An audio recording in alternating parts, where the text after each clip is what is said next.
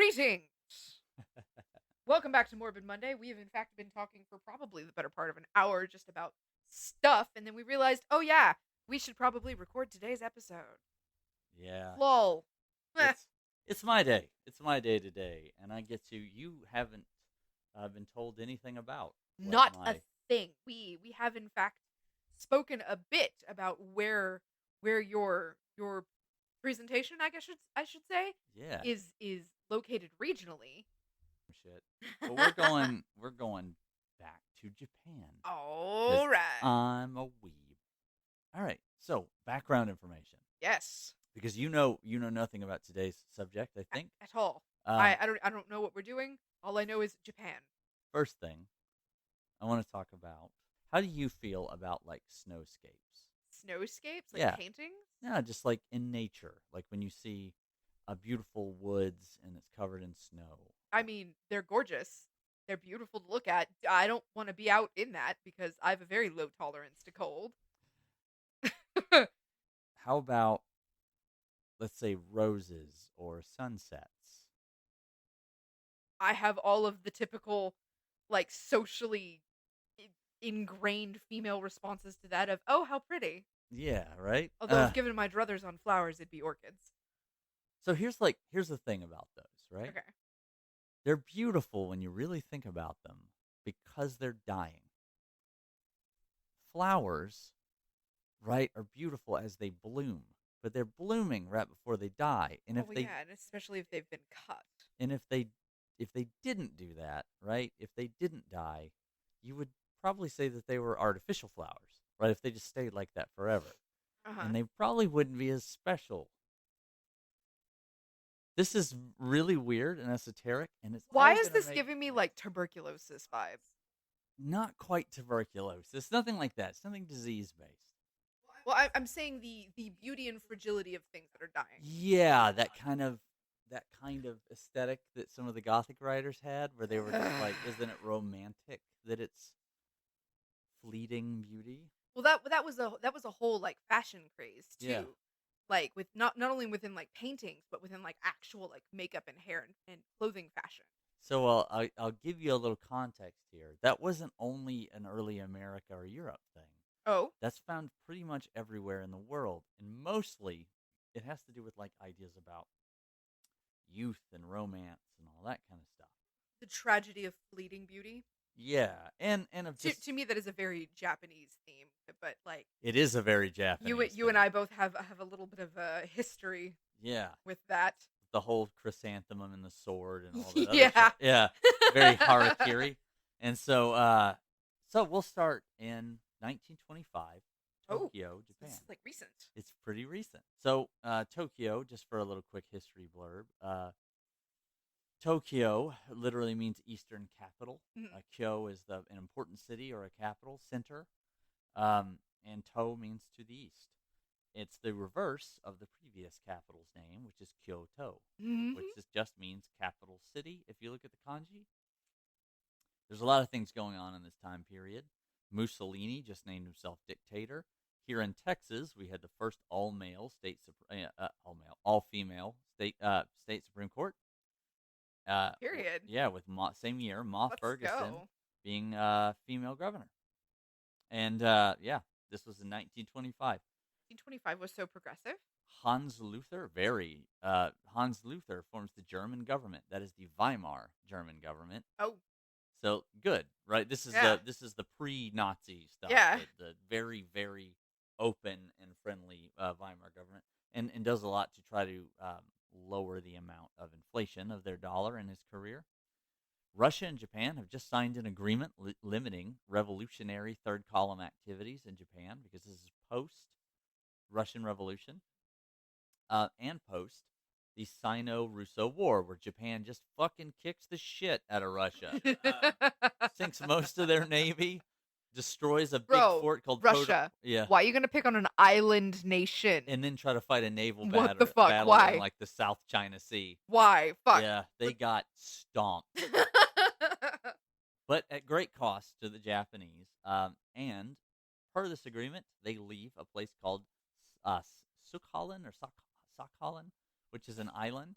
Um, This is some of the stuff I got from a website called onthisday.com. So shout out to them. I love them. I'm They're not great. even kidding. I also check them out when I'm doing my Yeah, presentations just to see if there's like anything nifty. pretty awesome. On this day, not today, but January 14th, 1925, a young boy is born. His name is Hiroka Kimitake. Kimitake is his first name because we're flipping everything around. For the most part, I'm going to refer to him as Kimitake. His father is Azusa Hirioka. He's a, because I'm going to turn it back around to the Western stuff, a government official. Uh, That is, dude. Okay, that is something that like those of us that were introduced early to like Eastern yeah, grammatical like structures. Far East Asian. Yeah, Yeah, they. I I learned that early. yeah. Because So, it's not just Japan, right? It's China, it's Korea. It's pretty mhm. much everywhere China has Yeah, your influence. surname comes first. Yeah, It's like it's what family you're from, and then you get to have your name. right. And which is why everybody thinks that Kim is First name? yeah, yeah. No, And that's I'm their like, no, last that's name. yeah. There's a lot of famous Kims. Most of them not great. Ooh. But so no, not really. It's just that one family. Um, so, I see what you did there. Shizue, who's his the mother of Kimitake, the daughter of the scholar Kenzo Hashi. Hashi was the principal of oh god, Kaisei Secondary School, which is so he's like a muckety muck. He's got a lot of importance. Hashi once the Hashi, the family of Hashi once served the Maeda clan. That's a samurai clan that was Hmm. all the way into the later periods. This is an important. This is important later, and where some of the home culture and money comes from in their family, and it's largely kind of goes all the way back to like what's called the Bakumatsu era, which is right before Emperor Meiji does away with all the samurai. Oh, yeah. So uh, Kimitake himself is a direct descendant of Tokugawa Ieyasu, who is the unifier of Japan. He's Yeah. the last of the three great unifiers, and why they call it the Tokugawa shogunate. That is a hell of a pedigree. He's got some fucking family, right? Yeah.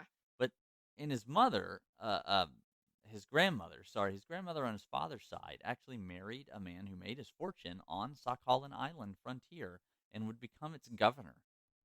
Damn. So this is important because I just mentioned that treaty. Yeah. This is a family that, while very pedigreed, is in decline.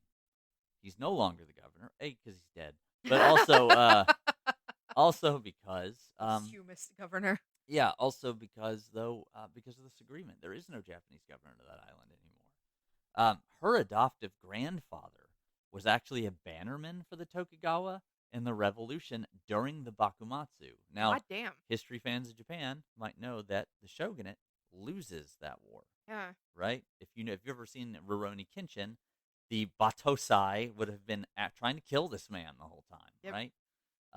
Largely in the Kyoto region, there's a big civil war that happens, and this side loses, and the emperor declares some of them even like rebels at Yeah. the end. Traitors. Yeah, the Shinsengumi. His family is wealthy, as I said, but in decline. They rent a large home, very large, two-story house. They have six maids, a houseboy who's like an errand person, Hmm. right? Because you want typically a young man to do this, um, for reasons we won't mention, but and a manservant who's the butler, right? Renting is not unusual even for wealthy Japanese. I mean, we know this from for the stuff, but most people who are not higher-born lords in this time period in a major city probably pay rent. Yeah. This is also the case of like now, Yeah. right? If you live in Houston or New York, you probably don't own your home. If you live in like Manhattan, right? You probably rent, and that's pretty true of most crowded cities. It does, however, signify non-permanent wealth. The people who own a lot of land and who own homes, they're kind of wealthy all the time, and Mhm. so like it's difficult.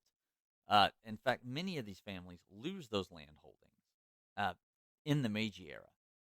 He strips a lot of the samurai families of their power, and only a couple of major families really hold on to a lot.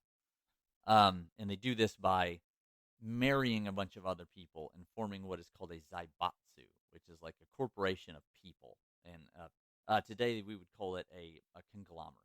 And so Natsuko is this grandmother that Good is name. on his father's side. Um, it's a pretty good name. It's a pretty cool name, right? The grandmother was prone to violent outbursts and very controlling behavior because she is an aristocrat, As right? our most aristocratic matriarchs. Yeah, she's head bitch in charge, right? Yeah. But she's also kind of sickly and maybe a little bit strange in the head. Um, Comes with age. Comes with age, right? She is pretty aged, and also has been through a lot. A woman in her age range would have seen the country go from samurai control, clay roads, everything's done by hand. You know what I mean? Like, she would have grown up in the era where Japan is modernizing because she's like 70, 80. So in 1920, right? So Yeah. that puts her way back in the 1800s, right? Like, and so she's seen the modernization of Japan over the course of her life. And at an early age, she isolated Kimitake when he was like firstborn. This is not super unusual in like Japanese higher class families at the time. Um, it's still kind of weird though. She isolated Kimitake from the rest of the family, largely in her room. Kimitake actually says in his biography, his autobiography later, that it was like her deathbed. She was essentially, yeah, on that. She was sickly and kind of dying. The She didn't really allow him to go outside to play with other boys, to do sports, and she kind of shunned him away from excessive sunlight in general. So he's like kind of frail. Yeah, he's frail. He's kind of sick all the time, and he's a shut in. Because he's not allowed to play with the other boys, he doesn't develop a very strong body. He's sickly, he's pretty weak. He spent much of his early life alone or playing with his female cousins and like their dolls. This is going to become a little relevant after a little while. This is mostly also from his own account. He becomes very attached to his sister in this time. His father, however, was extremely different. I'm going to quote from a Wikipedia like summary that I read. Azusa had a taste for military discipline and worried that Natsuko's style of child rearing was too soft. When Kimitake was returned to his immediate family at the age of 12, Azusa employed extreme parenting tactics, such as holding young Kiritake up close to a speeding steam locomotive while Hello, it's moving, trauma. by the way. Right. Uh, and then one day, young Kimitake is going to have this. He's going to see something, and it's going to really shape like the rest of his life. A bunch of drums start playing one day, and he kind of knows what it is because he's heard this before, and he knows what's going on. There's a Shinto ritual happening, and they're pulling a shrine down the road. A bunch of young men are struggling to pull this big thing, and they're like rabble rousing, and they're coming into gates, and they're demanding prayers and all this kind of stuff. It's a big festival thing, right? Yeah. And a lot of shit is happening. It's so exciting that it freaks him out, and he goes and runs back to the room that he's always in. But he looks out the window, and he's watching this, what he calls ecstatic struggle. Guys are grunting and sweating and pulling this big stuff. Oh, He did he just figures figure something he out about doesn't himself? actually, but he learns. He experiences a lot, and like there's a lot going on here. But one of the things that shapes him about this scenario isn't just the men pulling stuff; it's the struggle. It's painful, and you can see it on their face, and they're sweating, and they're also tan. They're like different human beings, and he's never seen this before because he's real young. He's like 7, and he's watching this, and he's going like, "Why are they different?" Basically, right? Like it clicks in his head that these people are doing something different, and they're doing something. They are not alone, and he is always alone. Hmm. And they are very much not. They are struggling together, and they're all smiling. So this something clicks in him about this, and he can't understand it yet. And he writes this in some of the books because Kimitake is going to become a very influential writer. Very. Okay. So as a young boy, he would write stories in his free time, and his father would raid his room. His father's very strict, and he wants him to grow up to be very, very masculine. The thing is, he's been raised very feminine. Home slice. You let your mother raise your son in captivity. Yeah, basically, right? He doesn't know. He doesn't have any role models. He has no baseline for feminine versus masculine. He's only ever known the strict and a little demented, Yeah, demented in the dementia kind of version of the word. yeah. There's a weird old lady that's got him up in this deathbed room, and then like, but he also loves her, and she is like, she's prone to violent outbursts, but mostly against adults, I figured right? she was probably very very. Was he the first son of the family? Yes. Okay, then yeah, she absolutely doted on him. Yeah, he's like in her mind, she's almost like a princeling, right? Yeah. And so, but the dad would raid his room and destroy what he called effeminate material. Now he didn't call it that because he's Japanese, right? That's the translation, Yeah. effeminate material. Um, he would continue to write in secret, and biographers note that his mother would not only protect him from these like outrage by hiding things, but was usually the first to read his latest story and kind of suggested it to him. So his mom has a kind of quiet love. Mhm. She's a very traditional Japanese woman. She's not speaking out a lot. Thus, her kid going with someone else for the Yeah. first 12 years of his life. But she does very much like love him. His grandmother would make. So I skipped something a little bit. Before I mentioned at the age of 12, he kind of goes back to his family. Mhm. So he's not living with his grandmother all the time He now. returns from his captive pagedom. Yeah. And his dad is trying to raise him, right? His other family is his uncles, and everybody's kind of living in this large house that I mentioned before. I imagine that had to be like shocking to him because he had been alone, Yeah. and now this is he's returning to a house that's got like what 2-3 generations of family in it. Yeah. But in that way that like in that very Japanese way though, he says like even then it's pretty quiet. And because again, we're talking about Mhm. like 1920s Japan, right? And everything's still very old styled, right? Yeah, and you and I are also used to like modern. At the age of 13, she takes him to see his first play. Ooh, Theater's very big in Japan. A yes, lot of always has been. traditional, right? A lot of traditional forms of theater. Mhm. And the theater that he sees, the play that he sees, is the treasury of loyal retainers in kabuki style. Or or as we would know it, the tale of the 47 Ronin. Oh, For oh, those of y'all that's at that's home, that's a further experience. the tale of the 47 Ronin is about a samurai master, a daimyo or lord, that is killed in kind of treachery because he won't give a certain amount of like he won't bribe an official. A crooked official has him killed, and all of his retainers are kind of scattered to the wind, but they're loyal to this man, and they plot over the course of years a very intricate revenge, which winds up with most of them dying, or all of them really dying, but they get it. They cut this fucker's head off, and they get their revenge, right?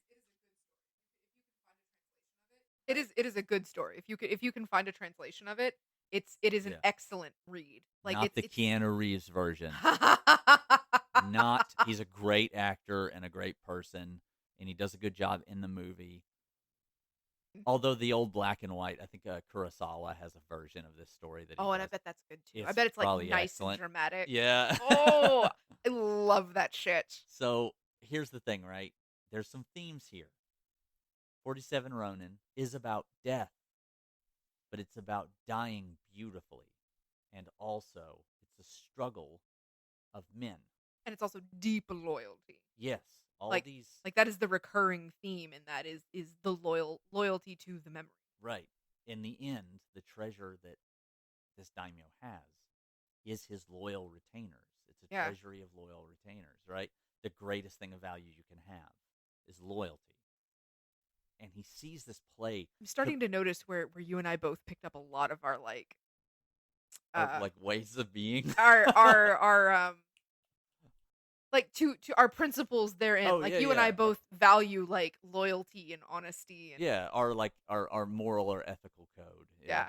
Well, my ethical code's a little gray, but yeah. Well, so is theirs, to be honest. But so here's the thing, right? The other theme that I mean, we just talked about like kind of the theme that he's seeing, and kabuki is dramatic. yes. Kabuki is characterized by big, loud makeup, big, loud costumes, and dancing and Pacing. Yeah, pacing and what you would say like ostentatious behavior. Yes.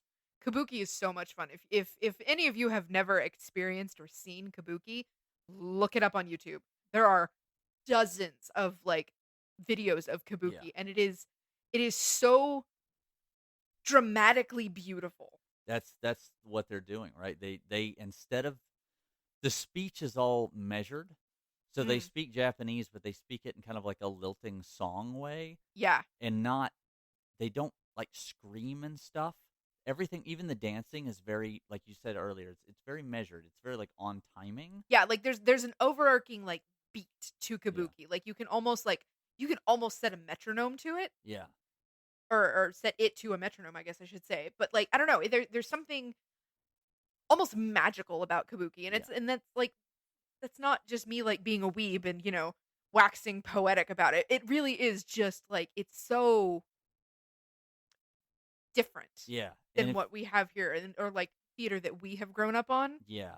It's so, I don't know. It's beautiful and magical, and it's just In a go way, experience it, yeah, please. in a way, and it's different if you ever see it in person. I Oh yeah, usually compare it to a passion play yeah. because it has that kind of gravitas to it. If you watch somebody's passion play on like YouTube, it might not hit you with the same like Oomph. depth.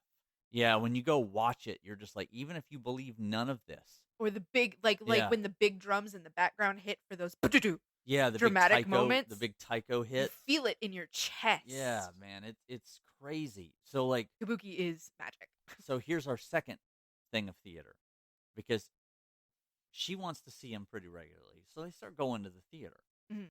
One of the big things that she takes him to is to see his other grandmother, or rather, she takes him to see a no play that was written by her. It is Oh. called Miwa. Miwa is a mountain that's important to Shinto, and the story is about a goddess going into like a cave to hide her light. She's like Amaterasu, and she's the sun, Mhm. right? She's light.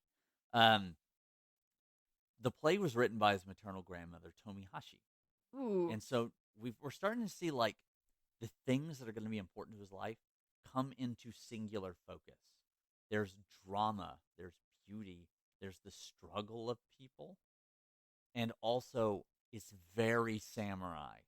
Everything in No is like this is a very traditional art form where expressions and characters.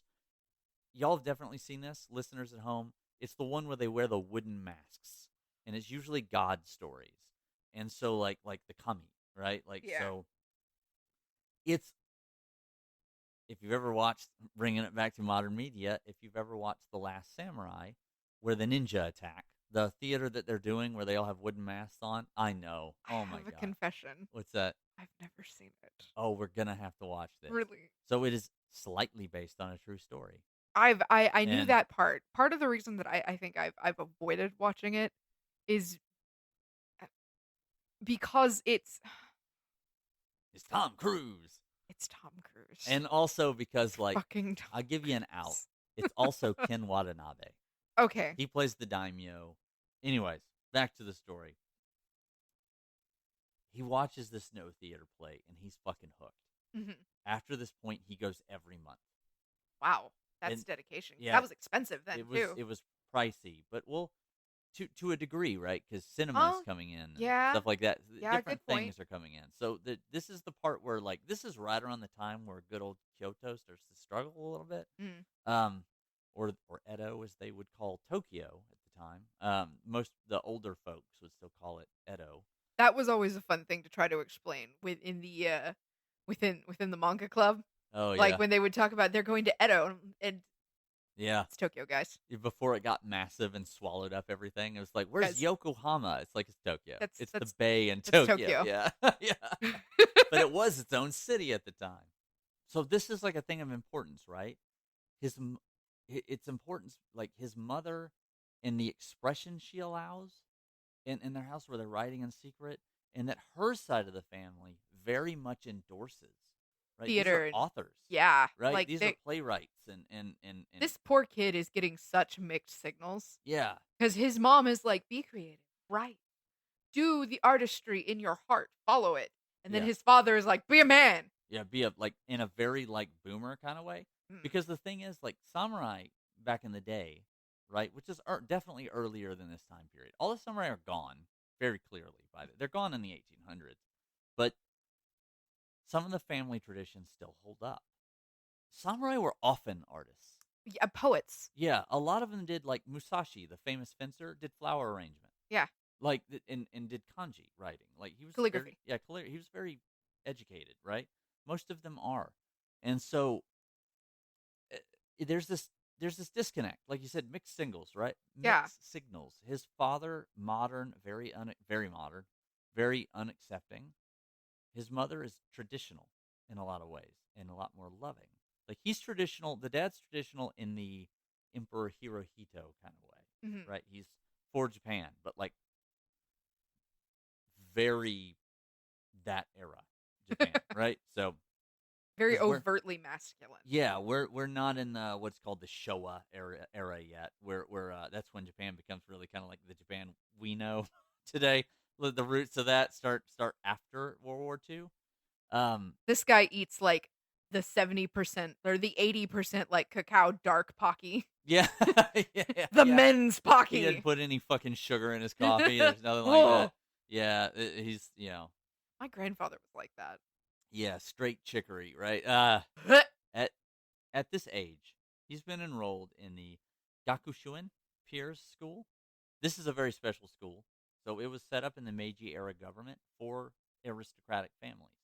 When Emperor Meiji is the one that starts like modernizing Japan, Mm. right, to Western standards after America kind of semi-invades them and opens their ports. I don't know why we got to be a problem for everyone. We need to just Trade. mind our own goddamn It's the business. closest thing to Asia. Ugh. Remember, because Korea's higher, Yeah. China's more inland. Eh. It's Japan's the first one you run into that's like industrialized, so we want to trade there. Also, it's where like all silk comes from at this time period. True. So like, um, Gaku's Especially if you want like pretty silk. Anyway, yeah, continue, good please. quality, right? Gakushuin Pierce School is in Tokyo since he was 6 years old, and he's been writing since he was 12. Like really writing. Like he's been writing stories the whole time, right? Like making stories up like kids do. Mm. But at 12, he starts writing for real. And he's in school. He's semi-educated Period. now. Let's go, kiddo. Yeah. Um, this is the age, by the way, it coincides. This is also the age where he moves back with his family. So he's been going since he was 6. He starts going like he's doing the sickly thing, hiding up in the room until he is 6. Starts going to school at 6, but it's like a little kid's school, right? Okay. And then at 12, at 6 through 12, he's still in this peer school. At 12 is where he moves back with his family, and he starts to become like a teenager, right? Like Mhm. he's in his. That's why they want him to move back, also. And that's also when he's getting his dose of dad. Yeah, you're not gonna write, but he keeps writing. Not Good. only does he keep writing, his teachers also want him to keep writing Oh, yay. because he's talented. He's very talented. I hate that I'm like invested in cheering this guy on because like He's gonna be a real fucking asshole later this on. Morbid Monday. This is Morbid Monday, which means that this guy is going to be an absolute dick Yeah. and very possibly like the villain of something. So I'll give you like some lighthearted stuff, right? Mm. Because he's kind of a villain. I'm very conflicted about this man, Really? very much so. Because as we go on, a lot of his life, he's like, if I were good at shit, you know what I mean? Like Brian, you are a, good at a shit. lot of his, like, yeah, but he's real good at everything he does. Ah, he's one And of those. yeah, Okay. and also No, I get you. like his life mirrors a lot of Americans' lives in a lot of Mm. ways, because as he grows up, World War II is coming around. Remember, I told you he was born in the 1920s. Yeah. So 1930s is when Imperial Japan is really in a lot of shit worldwide. That's right around now in this story. Ooh. So kind of like we grew up with 9/11. There's a thing that he feels like he maybe missed out on or affected his life in some way that he didn't really realize. And that mirrors a lot of Americans. A lot of Americans who in several eras, right, will be like, maybe I should have joined the military. And then later on, we're kind of glad they didn't, because like so much carnage, especially in Japan at Mm. this time, the death toll is massive. Yeah. And Japan does a lot of real dark shit in World War II that they're still apologizing for. I know. Like bad stuff, especially in Korea, right? Yeah. Oh my god, yeah. That's it. Oof. So Don't look that up unless you have a strong constitution. yeah, and especially in like China, right? Nanking. Yeah. And so he's 16 and it's 1941. Oh. We're in the fucking thick of it, right? History time. That's the Empire of Japan. Japan has land holdings all over the place, and they have since they fought the Russians in the 1800s. The aforementioned naval battles we were talking about, and the Seriously, Russia. Why? yeah, Why? yeah, That was just dumb. it was so stupid because this was during Nicholas's time, and Oh. he was like a Oh. moron. Yeah, like like he falls for literally everything.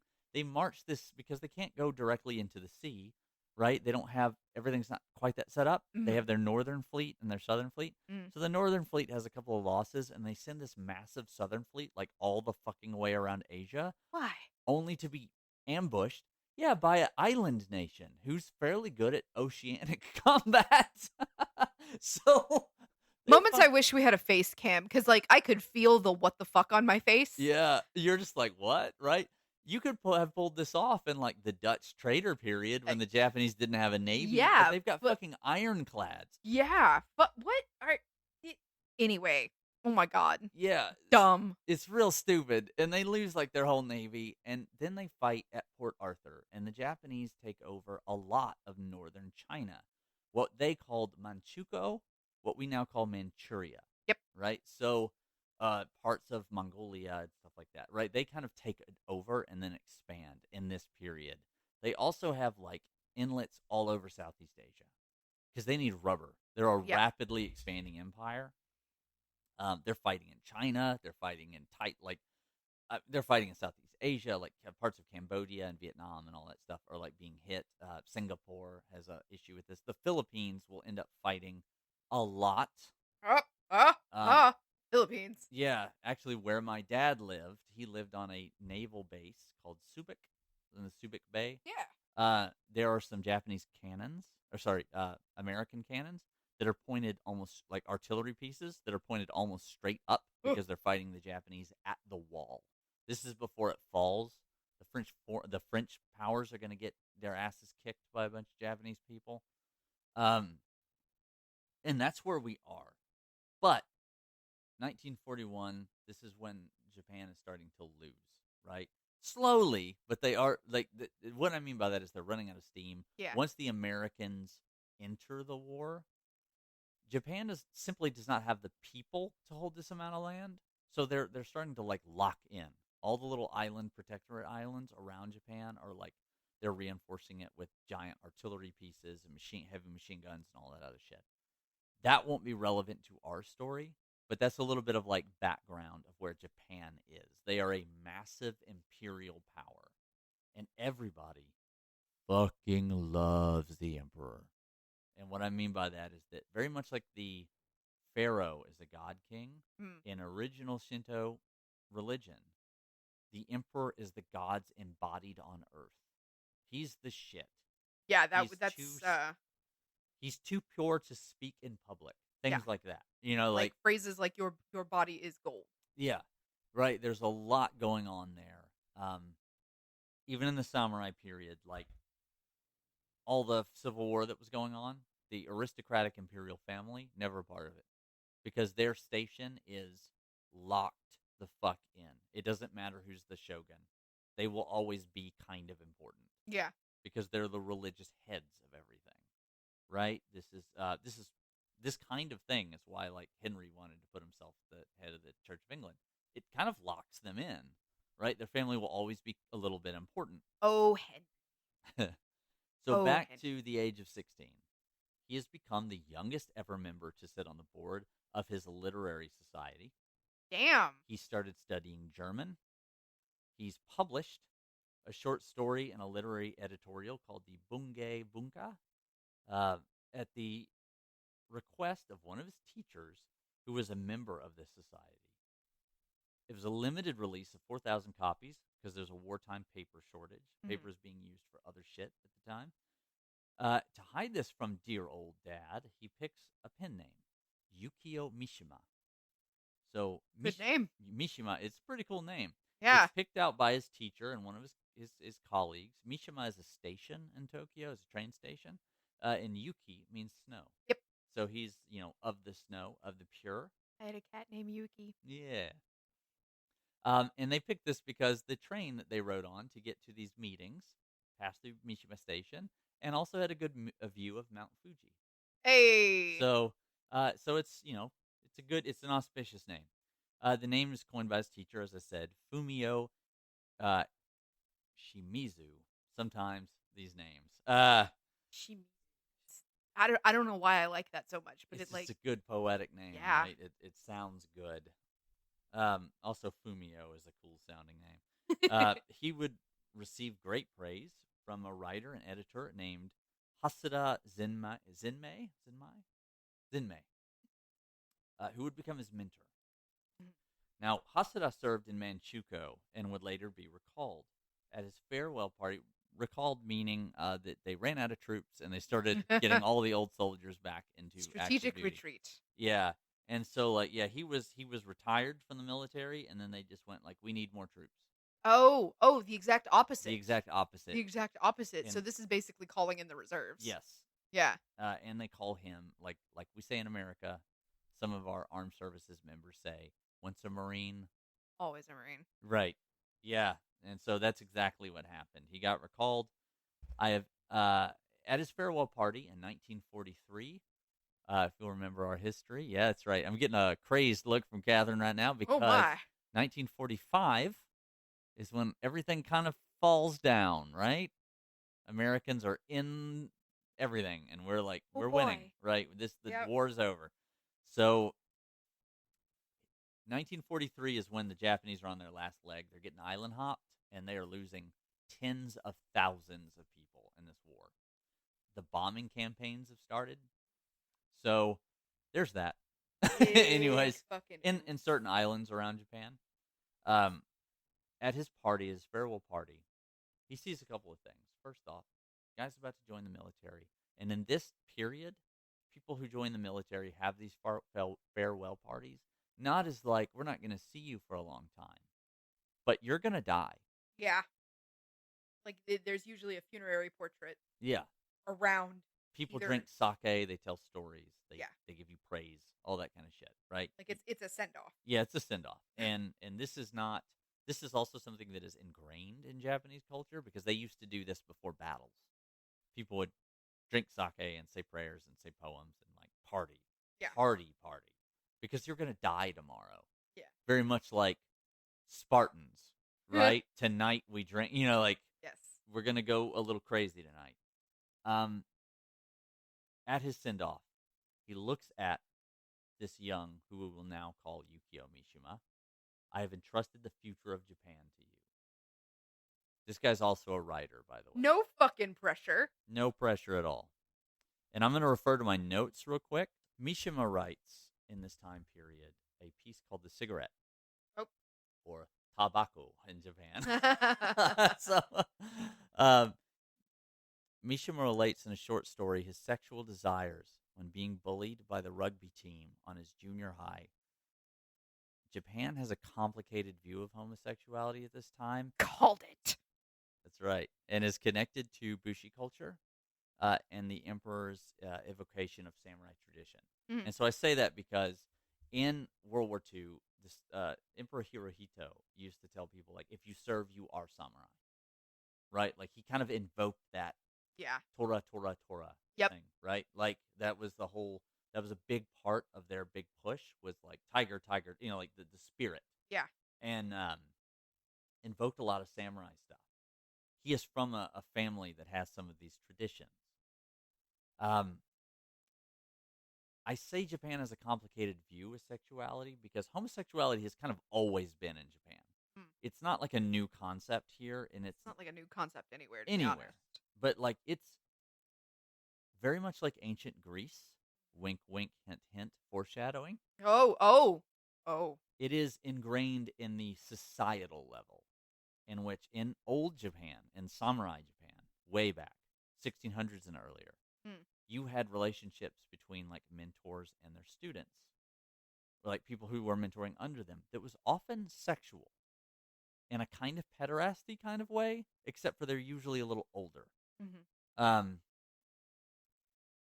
and this was not seen as a bad thing. As a matter of fact, like people write in their journals that sometimes it's kind of a chore that they feel they have to do in a weird kind of way. This is very specific to very specific places and families, Mhm. not everywhere all the time.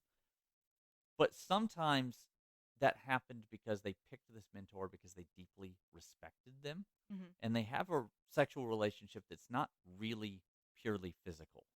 Often it's more mental Mhm. and it's out of like respect for each other's work. And like that's maybe what's going on here, but not in the physical sense. In just the sense that he is very attached to this man. Mhm. And like I bring that up because there's no hint that they had any kind of sexual relationship, not for these guys, but it will come up later. This is a dude he just like he's a male role model. These teachers are male role models he's never had. Mhm. They're because this man is not only the feminine, the writer side, the artistic side. He's a hardened fucking soldier. Yeah. He's fought 3 campaigns and he's about to be sent out on a 4th one. Right? This dude is like an officer. And he was probably one of the first like males in his life that like showed him care that he understood. Yeah. In a way that was also like this dude's fucking masculine as fuck and also a writer and also a scholar. And also kind to me, Yeah. caring. Right. There's a little bit of both worlds in there. And so like this is your family away from your family. Yeah, I can understand where the the ideation of from like student to mentor, Yeah. and even he may even have been like emotionally. I can't speak for physically, but he may have been like emotionally in love with him. Yeah, there's probably a little bit of that, right? You're literal senpai, right? Like so Yeah.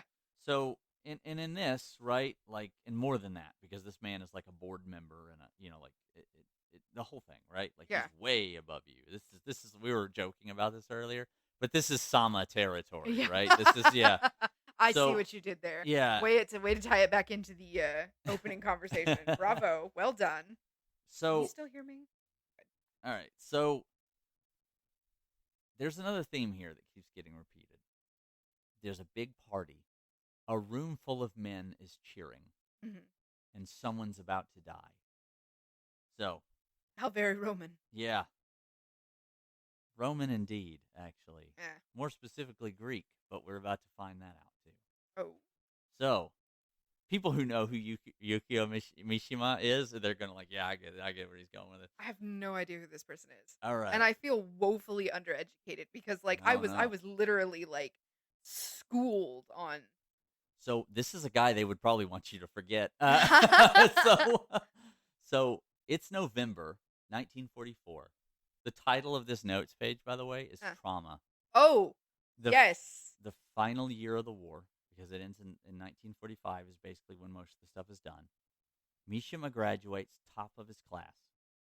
And Damn. the Emperor Hirohito himself comes to the event.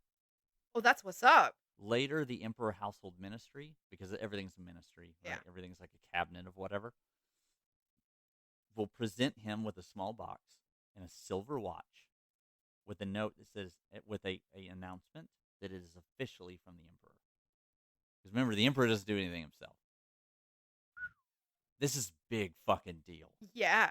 This is like receiving a like an imperial decree. Yeah. Almost. It's like Jesus carved you a fucking chair. You Yeah. know what I mean? Like that's like Nice. to, Well to done. him, right? Yeah. Like it's a big fucking deal. It's Emperor Hirohito, right? So April 27th, Mishima gets a draft letter. Oh shit. He is graduating. He's an adult now. Congratulations. Time to go die. Yeah. He receives second class rating due to his sickly nature. Okay. Because he never That really tracks. did get into sports and stuff all throughout his child years. He was always kind of sickly. He will later write a very famous book where he notes this in his early attraction to a child that was also in his class who was very masculine. Fit, as the kids would say. Yeah. He also maybe lies to the doctor. He has a cold and kind of exaggerates this. I'm going to refer to my notes for 3. This is from Mishima himself. Hmm. Why had I looked so frank as I lied to the army doctor? Why had I said that it had been having a slight fever for over half a year? That my shoulder was painfully stiff, that I spit blood, that even last night I had been soaked in a night sweat? Why, when sentenced to return to home the same day, had I felt the pressure of a smile come pushing so persistently at my lips that I had difficulty in concealing it? Why had I run so when I saw the barrack gates? Hadn't my hopes been blasted? What was the matter that I hadn't hung my head and trudged away with heavy feet? I realized vividly that my future life would never attain heights of glory sufficient to justify my having escaped death in the army. He was having some big feels. That's how he writes all the time. Oh. When I say I am conflicted, I'm so conflicted by this guy because I truly love his literature. Except for a couple ones we'll get into where he's just trolling people, but like his short stories are beautifully written when they translate it. So they have to translate his work for a Japanese audience Hmm. because he writes in such obscure old kanji that most Japanese people can't read some of the words. Oh wow. So he has like hiragana tags on his books Damn. just to pronounce what he's writing. He's on that 1930s romance writing shit, and he never gets off of it. No matter like what style changes, he writes like this forever. So this is he literally has a poet's heart. Yeah, 100%. Fuck. He is the most fucking extra motherfucker, and we'll like it just goes up from here, What is it with these artistic types turning into monsters? right? Oh, so I'll give you a little bit. He's not. We'll get into it. Let's. So Again, wishing we had a face cam yeah, because like the series of expressions that just flew across your face yeah. in like a scant half second, bruh. Like I fucking hate him, but also I love his work, Mm. and also like he's a villain, but he's not a villain. He's a very contradictory person. He even says that in his work. He's like, I have a very contradictory stance on a great many things, right? They believe he has tuberculosis because of Oh, everything he just said. We just read from his yeah. All symptoms point to TB. yeah, that was from his Confessions of a Mask, Hmm. which is a kind of pseudo autobiography where he's actually talking about a character, but it's really kind of him. Um, and he is deemed unfit for service. He's sent home. His parents are very happy because it's 1944, and kids who are going are never coming back. Yeah. And when I say kids, I mean fucking kids. They're like 16, 17, like all going out. So even his father was like cool with that. Yeah, Damn. like that's how dire this is. Yeah. They're like everything's falling apart, right? In 1944, there are cities that are being lit on fire on a near monthly basis. Mm. So like that's yeah, the bombing like everything from this point on, everything's going to get real intense in Japan. So um his parents are happy because at this point the casualties are massive. As I just said, I'm going to look at my notes. Note 4. I've actually gotten organized today. It's crazy. The Because veras this subject's important to you. It's yeah, it is really like your many tabs for Aqua de Fauna. This Yeah. is where I'm at. The veracity of this account is impossible to know for certain, but what is unquestionable is that Mishima did not speak out against the doctor's diagnosis of tuberculosis. Researchers have speculated that Mishima's guilt at allowing himself to escape death and war has a lasting effect, an impression on his life, writing, possibly contributing to a later event, which I'm. so But you know if you know. so he dodges the draft, Yeah. But he but he regrets the feels fuck out of it. bad about it. Yeah, because he knows, and all the things that we've talked about before, in his mind, the beauty, like the death is beautiful. Hmm. It's not. Life is being cloistered in a little room with your grandmother. Yeah. Life is being not being able to openly express what you want to do. Life is being a person with a mask on, a character that you're playing in public. This is what he writes. This is his art, right? He's in Confessions of a Mask. He talks about this. To be a gay man in a not openly gay society is to wear a mask. Mhm. To be not a writer when you're a writer is to wear a mask. To be to want to be strong and want to live that way, but not be, is to have a kind of, like everything's Yeah. a mask. Everything's a mask for him. And he's obsessed with no theater. So Can you blame him? but he knows all about putting masks on Yeah. and playing characters. And so, yeah, right. Can you blame him? Right. That's how his life just is. Yeah. And so this will break his heart. This Uh-oh. is the trauma thing. August 15th, 1945, Emperor Hirohito surrenders. Japan is fucking crushed. There are people who literally go out into the street and deny that it happened because they're blaring it. Like it's over radio calls and such. The war is over. People are going outside and they don't believe it. Like people are like, no, you would never. I don't believe this. There will be a man in the Philippines, or I think it's the Philippines, who's going to camp out for like the next 10 years and randomly shoot at people and steal their cows because he thinks the war is still on. It's wild. 4 days later, Zenmai, I'm going to go with Zenmai. Yeah. 4 days later, Zenmai commits suicide. Mm. That was his mentor Yep. that had been sent off. Now, he doesn't know this yet, but I'm going to read notes 1 because the way he dies, and he will learn of this in about a year, the way he dies is fucking spectacular. This man is a war criminal, though. I want to point this out. I don't want everybody too much sympathy for what the fuck's about to happen, because the Japanese are doing horrid shit all over Southeast Asia. Hasada's regiment commander, Colonel Nakajo Toyoma, announced that the division would surrender immediately to British forces.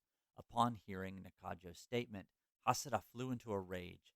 By that point, Hasada had already become convinced that Nakajo was in fact a Korean spy who had been sabotaging the division and whose real name was Kim. Last name Kim. Yeah. So he thought he was one of maybe the Kims? Possible. Um, That is a common surname, but like Pretty common but surname, it's yeah. but there's regional clans or families. Yeah. And of course, the guys that are going to win in the communist revolt in a not too far future Mm. are the Kims. Yep. So Hasada had brought his father's sword with him. Very cool. Old samurai sword, like old katana. And wanted to use it to kill Nakajo. However, he was unskilled in kendo and hesitated, deciding to use his Nanbu pistol instead.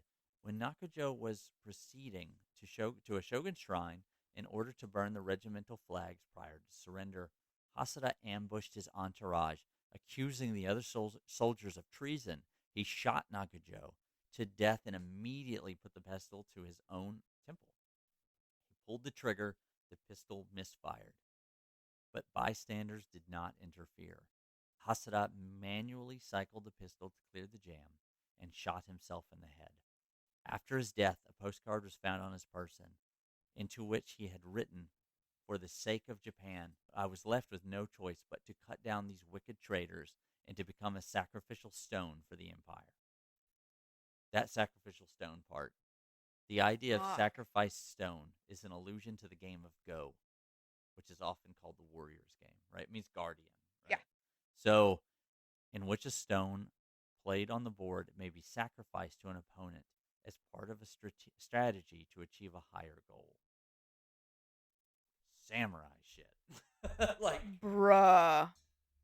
it's also hyper Japanese that Yeah. he went to go shoot the guy, kills him, his pistol jams as he was going to kill himself, and then everybody just kind of waits. Yeah. They see what's happening, and they're not going to rob him of this. They also cremate him. Whoa. Yeah, he's not looked at as like, now I don't believe I think he was just a paranoid guy in the jungle. I don't think this guy was a traitor. I think he just couldn't fucking cope. Yeah. And what ended up happening was they were just like, yeah, we get it. We understand. Fuck, dude. Yeah, like and he is not sent. He's buried in Singapore. He is not sent back to Japan. His remains are never sent back to Japan. Not at Japan's request. The Allies won't allow them to be shipped. What? That's a comment. I mean, these guys are Rude. war criminals. Yeah, but, like right? And so, like, also there's some posthumous trial stuff that's happening. There's all mm, kinds of stuff. But that he'll learn about this like about a year from now. But what of he knows right now is that his mentor is not alive, right? so he is shattered. Yeah. Also, because he learns the rest of this about a year from now, he's gonna get this twice, Oh, right? It's no. gonna be he died in combat. Oh, what a glorious death in his mind, right? And then a year later, he's gonna be like, oh fuck, he died dramatically. He Dramatically is a died as he theme. lived. Yeah, that dramatically part that's Yeah. gonna keep sticking. Ah. Also, in October the 23rd of October, his sister dies of typhoid, Ah! untreated water. And he was close to his That's sister. right. Goddamn. Oh yeah, and the girl that he's been sweet on gets engaged to another person. Dude, come on, you can't catch him. Our guy can't catch a fucking Bro. break. Also, his dad's still alive. Oh, He outlives Jesus. fucking everyone. I swear. Yeah, Really? he's super. He's so fucking. He just doesn't go away for a long time. Jesus. At the wishes of his father, he attends the faculty of law. Now, by that, of course, they mean like he is under the teaching faculty of law, right? The Mhm. law teacher. So he's studying law. Um, Post graduation instead of literature. And I jumbled this in my notes. After high school, he studies law instead of literature, is Mhm. really what I meant to say. His father hopes he will be a bureaucrat. He's okay with him writing sometimes. He's kind of halfway there. And Mishima writes this. He has like halfway approval. Um, and he goes to work for the Ministry of Finance. Oh. He's, like I said, he fucking succeeds at everything he does. Everything. And so he drops this post after about a year, however, because he's like dying because he never stops writing. He's writing full time. He's going to plays. He's talking to girls. He's like doing other shit, and he's still kind of sickly. Remember, he never really bounces back from this. He never Yeah. like goes into any kind of like physical training. We're gonna touch on this, but I want you to keep in mind the general manosphere influence Mhm. and some of the kids that are that are kind of gravitated towards that. They are kind of like maybe not so good with women. Maybe they not quite lived up to potential that they thought they should have. Maybe they're not like the most physical people, right? Sometimes none of that's true. But like, but the guys that get brought into the kind of like what we would now call like like red pill type culture stuff. Yeah. A lot of them kind of fit this mo, but none of that exists. So like, you know what I mean? That there's not anything like that. YouTube doesn't exist. There's no like grift culture. There's none of that shit. And some of the guys that you run into in like manosphere culture aren't half bad. Yeah. Not all of them are total assholes, right? Like some of them are just like, yeah, you should. You if you like working out, you should do it. Go fucking do it. Go all the way. Just do whatever you're gonna do. Do it to 100. A year when he drops out of this job, his father gives him permission. His father's still head of the family, and they're all living in this big house, right? Yeah. His father finally agrees to let him be a writer full time. Oh. And the reason why his dad gets some say is A, he's the head of the household, and also he's kind of his like patron, Yeah. right? Like he's paying for everything, right? So, um, And as the first son of the house, he would get the largest cut of like anything set aside for yeah. the kids. And at this point, there is only one other kid, Yeah. right? He has a younger brother that I didn't do too much research in, but of Mhm. course his sister died. I think he has more sisters, but possibly. He has exhausted himself by writing and working and studying because he was in law school at the same time, Mhm. from like 1945 until now. So Jesus. he's been just going and going and going and going. This guy's got Bro no doesn't need a nap. Bro needs a coma. yeah. In modern day things, right? He'd be either a Harvard student or a Navy SEAL. Yep. Like he's going all the fucking way. Everything he does. Post Japan is largely controlled by Allied forces. Mhm. Remember, the war's over, right? After the dropping of two atomic bombs, the denouncement of the emperor's divinity, which he does after the signing. He says he is as much of a man as anyone else. All of this has deeply upended a lot of people's beliefs in Japanese life in general. The occupation government has purged many bureaucrats from their posts and censored writers that they have deemed war criminal literary figures. Uh-oh. a lot of the people that were on that council are no longer there. Yeah. To add to this despair, news of said war crimes is becoming very public. So we all know, or at least a lot of our generation knows, of comfort women. Mhm. These are people who are more or less forced into sexual slavery in Japan. Um, this is where I'm going to give. So we've talked about like other stuff and people dying in war and stuff like that. If you're on a podcast called Morbid Mondays, you have a pretty good idea you're going to hear some kind of upsetting stuff. From this point on, I'm officially going to give a trigger warning, not about what I'm about to say, but the rest of this podcast will touch heavily on concepts of suicide. And that's pretty much it. But this next bit that I'm going to talk about, there is some essay involved. This is all pretty public knowledge if you've ever studied the Japanese theater of World War II. But the war crimes in Japan are especially brutal. There is their occupation of non-king in Asia is often referred to as the rape of non-king Mhm. because they just strip mine the fuck out of everything. They press gang labor. They take women as what are called comfort women in Korea, um, and that is essentially just to be like brothel prostitutes for Japanese soldiers before they go off and die. This is deeply traumatic for generations of people in Southeast and Far East Asia. And the Japanese don't necessarily see this as odd because sex slavery is normal in Japan for a very long time, right? Like, this is how a lot of brothels work in Japan. Your parents literally sell their children when they're poor Mhm. because slavery is still very much a thing in Japan. It's different from what it was here. If you're born, like if a person is it's debt bondage. Kind of indentured. It's like more indentured servitude. Yeah. Yeah, you're not born a slave. There's no way to be like born one unless you're just like indentured to a noble house, but that's a different But you thing. can, in fact, be kidnapped and Yes. sold into slavery. Yeah, and this Like some random moot could snatch you off the street and go sell you to someone. yeah, essentially you want the way that a lot of feudal systems work is through protection. You're a part of a household because if someone does something to you, that household will come and put the fucking foot through the door. Yeah. Right? That's why like these protectorates are even there. This is not only Japan. This is China. This is like all over. We one of our previous episodes is in Cambodia. Mhm. Um, all the brothel ladies, like the we touched briefly on his cousin who is Concubine. a concubine. So how they got there is that they were all in the ballet, and the ballet was kind of like a farm school for being a concubine. Mhm. They just got selected randomly. They didn't have much say, right? So the world's a rapey place, and up Yeah. until this is like one of the only really good things about modernity is that in general, the wider powers that be don't really allow this kind of shit, right? Like, so we come in and put the fucking screws to everything. Brothels are still around in this time Mhm. during the Allied occupation, and so, but the war crimes of Japan are very much not excused. Yeah. Like, so, um, in Japan, we'll go through a period of like market blackout where you can't get anything. Like, you can't get like sugar or anything like that. It has to come from approved sources. This is where like the Yakuza really comes into their own. A lot of shit is upended in this time period. In response to the occupation and maybe to reject imperial culture, many writers become socialist slash communists. They join student leagues.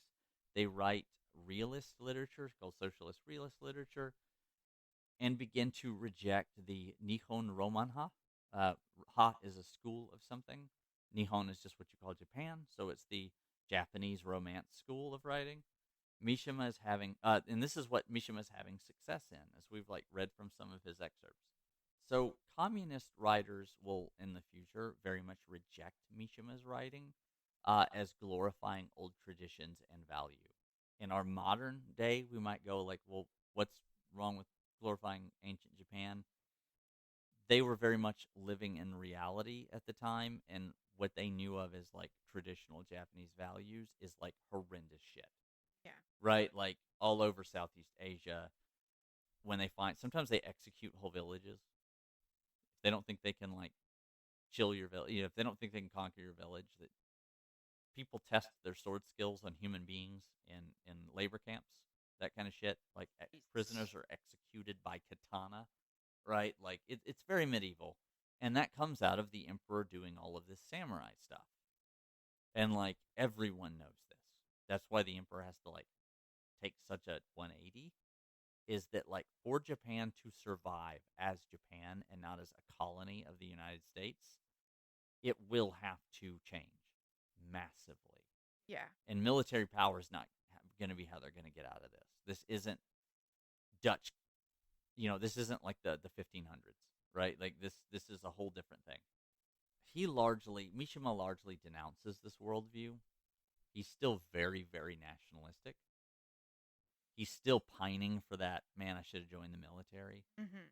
Man, I want dad's approval a little bit. Yeah. That's still kind of in there. And also, all the stuff he loves is deeply tied to this, right? Beautiful death, honorable death, combat, like the majesty of it that's in his Mhm. mind.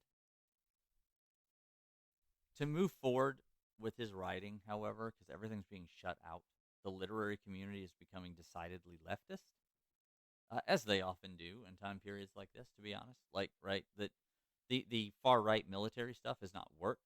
They're looking around at a country in which most of the cities have been burned to the ground, so they are decidedly much more socialist, and he needs like a friend, right? A new mentor. He needs somebody to like help him. Like, how do you navigate this new space? Oh boy. That's that's gonna be a thing, isn't it? Mm-hmm. We talked about this kind of briefly earlier. Mishima had heard that the famed writer Yasunari Kawabata had praised his work before the end of the war. Uncertain of who else to turn to, I keep having to adjust this because I'm blind. Uncertain who to turn to, Mishima took the manuscripts for the Middle Ages, a book he had wrote, The Cigarette, uh, and visited Kawabata in Kamakura, which is a part of Tokyo, and asked for his advice and assistance in January 1946. Following Kawabata's recommendation, The Cigarette was published in new literary magazine Humanity, or Ningen. Followed by The Middle Ages in December 1946. The Middle Ages is set in Japan's historical Muromachi period and explores motifs of man-boy love. We're going to get a little dark. Ooh, Against a backdrop of death of the ninth, that's a series of choices. yeah, death of the ninth Ooh, buddy. Ashikaga shogun, Ashikaga Yoshihisa, in battle at the age of 25. Right, always death, death, and his father Ashikaga Yoshimasa's resultant sadness. The story features the fictional character Kikuwaka, a beautiful teenage boy who was beloved by both Yoshihisa and Yoshimasa, who falls in an attempt to follow Yoshihisa in death by committing suicide. Therefore, Kikiwaka devotes himself to spiritualism in an attempt to heal Yoshimasa's sadness by allowing Yoshihisa's ghost to possess his body, and eventually dies in a double suicide with a Miko, or a shrine maiden, who falls in love with him. Mishima wrote the story in an elegant style, drawing upon medieval Japanese literature and the Ryojin Hiso, a collection of medieval imayo songs. This elevated writing style and the homosexual motif suggest the germ of Mishima's later aesthetics. Later in 1848, Kawabata, who praised his work, published an autobiographical work called Boy, or Shonen, describing his experiences falling in love for the first time with a boy 2 years his junior. Now, he does not mention this boy as our Yukio Mishima. But remember what I said about mentor relationships? Yeah, that's heavily implied. Heavily implied. And kind of like, They're both adults. I want to. I yeah, want to I claim mean it. they're grown Yeah, people. So like, love who you're gonna love. yeah. You But can't help. No, in Japan, this is very much like forbidden love. Like Yeah. people do it, they just don't talk about it, right? Yeah. Like it's plenty. This is super ingrained in this generation of. It's just that you're entering like the 50s, Yeah. and now we have the ingrainment of Western values heavily, Yeah. right? They are actively getting rid of Japanese culture at this time period. No. Yeah, it never works. Yeah, like it never works. In fact, it's going to cause quite a bit of a backlash. Jesus. So in this writing, because now he's a professional writer, right? He's writing all the time. He does troll a bit later on, Ah. but before we get into that, 1952, he hits the road. He's Oh, been we're doing traveling now. yeah, he's done a ton of studying. He speaks 3 languages because Period. he's kept off with German and he can now speak English, pretty well actually. Um, and he has a ton of these books. So a part of his childhood and his obsession with death and beauty is that his father keeps a foreign book of art. And he hides it from his son because he doesn't like the way the son like looks at his, you know what I mean? His dad's kind of like a phobe a little bit. That's weird. Yeah. Also there's a lot of nudity because it's like foreign statues, right? It's Roman art and Oh, stuff. okay. So like he's like that's not appropriate for children. And also there's a lot of dongs in here, and I don't like the way you look at that. To be fair, Roman sculpture dong is like kind of an afterthought. That's later shit though. Uh, Yeah, I mean that is a little bit like there as well, but like go into certain Roman towns and it's like it's not the pinky treatment. It's like, you know, schlong in your here's my face. son Fallacious or something, you know, Yeah. like my son Fallicio, you know, like, and he's got like a 2-foot dick or something in a mirror. And so like The dick wind chimes. yeah, I mean that's a real thing in like Oh, I know. Pompey, you're right, like that's yeah. I got off track. Anyways, he sees this art book as a child, living like as a child, like a 13-year-old, right? He's in puberty. We've all seen the Victoria's Secret ads, right? He's in puberty. He's also witnessed, a dozen men boys Yeah, pulling a shrine and struggling in sweat, and he's had that awakening. yeah. And in his book, Confessions of a Mask, he talks about a boy that he grew up with. It's kind of like the hometown hero, Mm. and like trying to figure out what it is about him specifically that he likes, because it's not just that he's a guy. It's very specific. He likes his audaciousness. He likes that he's muscular, that he's everything that he's not. So there's a thing, if you know a lot of gay people, and I know you do, and like everyone who listens to this and knows me knows that I know a lot of gay people, right? And we talk about this kind of stuff sometimes, about like how people come up in the world and the mental challenges that you would have if you grow up in a place that doesn't necessarily accept you. And one of the things that comes up a lot is this old school thing of like, do I want him or do I want to be him? Yeah. Right? This comes up a lot, and especially in like LGBT literature. Mm-hmm. So that's a recurring theme. And Yukio is navigating that theme, and if y'all ever want, He's raw dogging that theme, yeah, bro. it's a huge part of his life. If you truly want to read just a super interesting book, the first one of his that I would definitely point you to is any of his short stories are wonderfully written. They all touch on like this weird macabre death theme, which most Asian literature does. It's not always super happy. Confessions of a Mask is interesting. It's just like you got to be okay with LGBT literature because that's what it is. But The Golden Temple is a short story that he wrote, which is largely about him. Mm-hmm. Confessions of a Mask is a book that he wrote, which is largely about him. And it's crazy interesting. His next one, his real big one that people know him for, won't come up for a little while, but it starts to come up right now. In 1952, when he hits the road, he visits Greece. Dun dun dun. Yeah. And we talked about The this second half of that awakening. Yeah, we talked about this a little bit before, how there's some through lines between these two cultures. That book that his dad has, it has a very specific piece of artwork Which one? John, actually, our friend John has this hanging up in his house. The execution of the martyr Saint Sebastian. Ah. It's the one, viewers at home, listeners at home, the guy that's tied up to a tree post and he's filled full of arrows.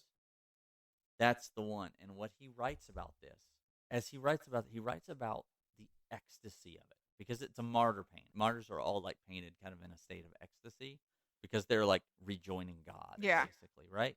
Saint Sebastian also survives this. Oh shit. Yeah, that's part of his like miracle story. And is that he Homeboy was like survives being shot porcupined. full of arrows. Yeah. Yeah. He later dies again, Oof.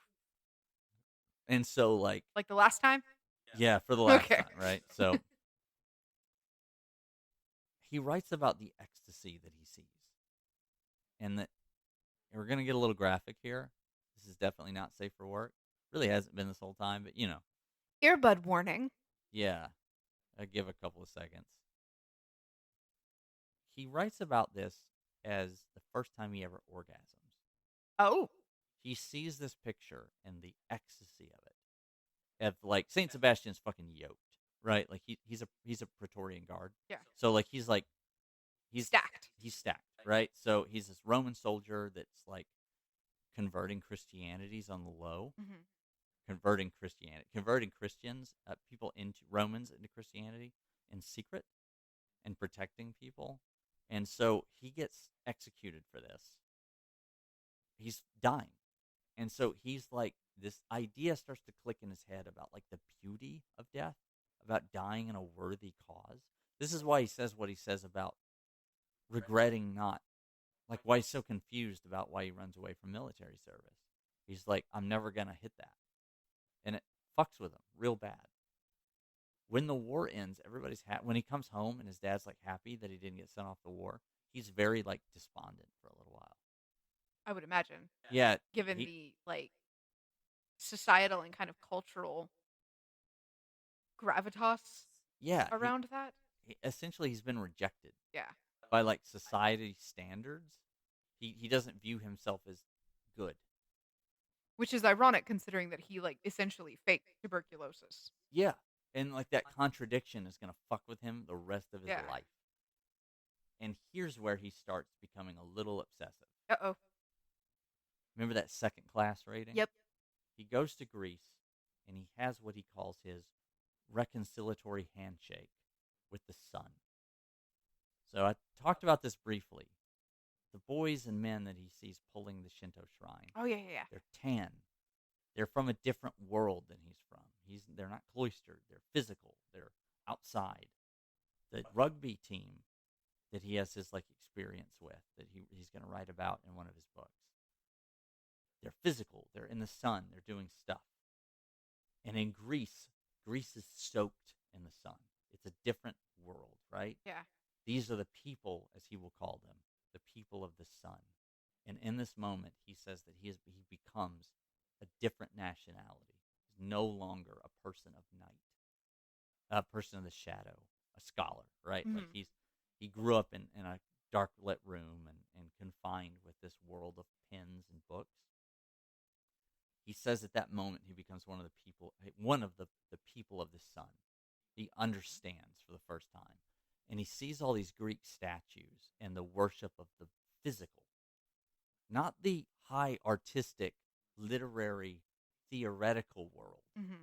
but the here and now. The beauty of the outermost, not the innermost.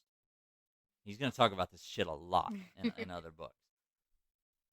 But he falls in love with this like celebration of muscle. And it's not just in men. It's like Artemis and Athena, right? He sees her great temple. And he sees like how fucking yoked she is, right? She's above anything a war god. And like strategy Artemis and mind. was a huntress. Right. These are physical people. The gods are physical. And what the Greeks saw as beauty was often the physical side of the mind would be a good way to put this, right? Mm-hmm. There's a philosophical valuation of the outermost as well as the innermost. And he's going to, like that no theater thing, he's going to be fucking hooked. 1955, he starts bodybuilding. He will never, for the rest of his life, not do this. Ooh. He gets So bro just flipped the switch. yeah. There's something in him that just goes, I'm different now. I will build myself a beautiful body, and I will be one of the people of the sun. I wonder if he continues to stay kind of sickly. No. Really? We're going to look up a picture of this motherfucker later. He's goddamn. Like, his muscles have muscles. Like, he's not a modern bodybuilder because this kind of shit is not around. But he goes from being like a sickly author kid to being like he's got photos of him like posing in his underwear with a sword and shit. Like he goes full Wow. full fucking dude. Like yeah, like he would love TikTok. Oh Bro, yeah. he'd be a manosphere guy in an instant. So I'm gonna refer back to my notes, and I'm sorry for like this is becoming kind of long and rambly, but I'm not even touching a quarter of this. You are This literally glossing over this man's life. Yeah, this man is so goddamn complicated. Note number 6. We go back to our scrolling text document. June 1958, he begins kendo under a 7th Dan master and assistant instructor at a police station because that's how they teach their like riot baton and saber. That's Yeah, they just continue it from kinjutsu and kendo. 1958, December, starts practicing in the basement exercise hall of Danmachi Seimai, I think is how you say that, under a 7th Dan instructor, Takayuki Yamamoto. August 1959, resume receiving instruction in kendo under Yoshikama Sensei. On April 1961, he will Shodan. He will get a black belt. my father is a year old. Yeah. And he has received his black belt. 1963, he will get a second dan in kendo. Again, when I mentioned 3 instructors, at one point he's going to kendo 3 days a week. He's bodybuilding, and he's still, by the way, pumping out short stories. Because he's not only writing short stories, he's in a magazine. He's Dude went full beast mode. yeah, he's in critical commentary. He's doing like critical reviews of theater. He's doing reviews of books. He's writing his opinions on politics, all kinds of shit. He's just pumping shit out. Motherfucker just read Julius Caesar and was just like, bet I'm pop this shit. Like crazy. November 1965 begins to study in the art of Iai or Iai-jutsu. This is the art of drawing the sword. What might be called Bato jutsus. At the police station in Meguro. In 1966, Mishima is promoted to the rank of 4th Dan in Kendo. April 1966, he meets Seishi Araki, editor-in-chief of the Nihon Dangi. He also asked about the deeds, final resting places of samurai involved in the Shinpurin incident of 1877. That's a big, like, small revolution that happens. While there, he also receives kendo lessons in the Ryojo-kan training hall and is able to spend some time speaking with the widow of the late Zenmai Sara, his former mentor's wife. Yeah. So he's like, and this is, by the way, where like he knows the whole thing about him, about his like how dramatically he died. He is starting to like revere this guy in a way that's like my old master. He's kind of becoming like a pseudo samurai, right? Spending a lot of time with sword art. He's building himself into one. His perfect body, as he calls it, his beautiful body. That's what like he says in his big book he's gonna write later. He's so humble. Yeah, that he is not. To be fair, this guy has literally like we haven't gone into whatever it is that's coming, but like to be fair, this guy has like from the ground up 180'd himself. Yeah, he has very little reason to be humble. Yeah, right. Like I kind of get it. I listen. I dig my dude's arrogant. Yeah, when he is the arrogant, kind of mean protagonist boyfriend. In every like, So, it's a shame he doesn't bat for my team. Yeah. Oh no, he does. Oh, both ways. He bats for beautiful bodies. I do not qualify.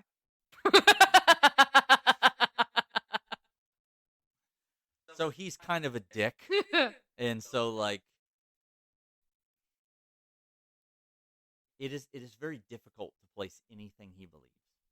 Mhm. And so like in this time period,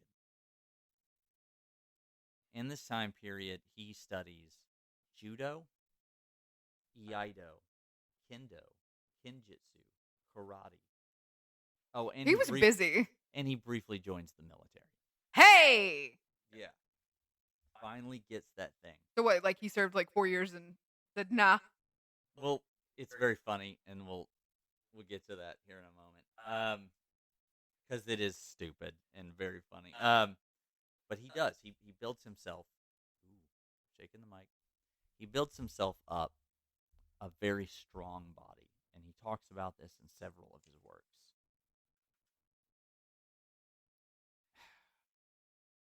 He writes a lot of troll literature. Remember I said he was a bit of an asshole? Yes. All right, so here's where we get to him being an asshole.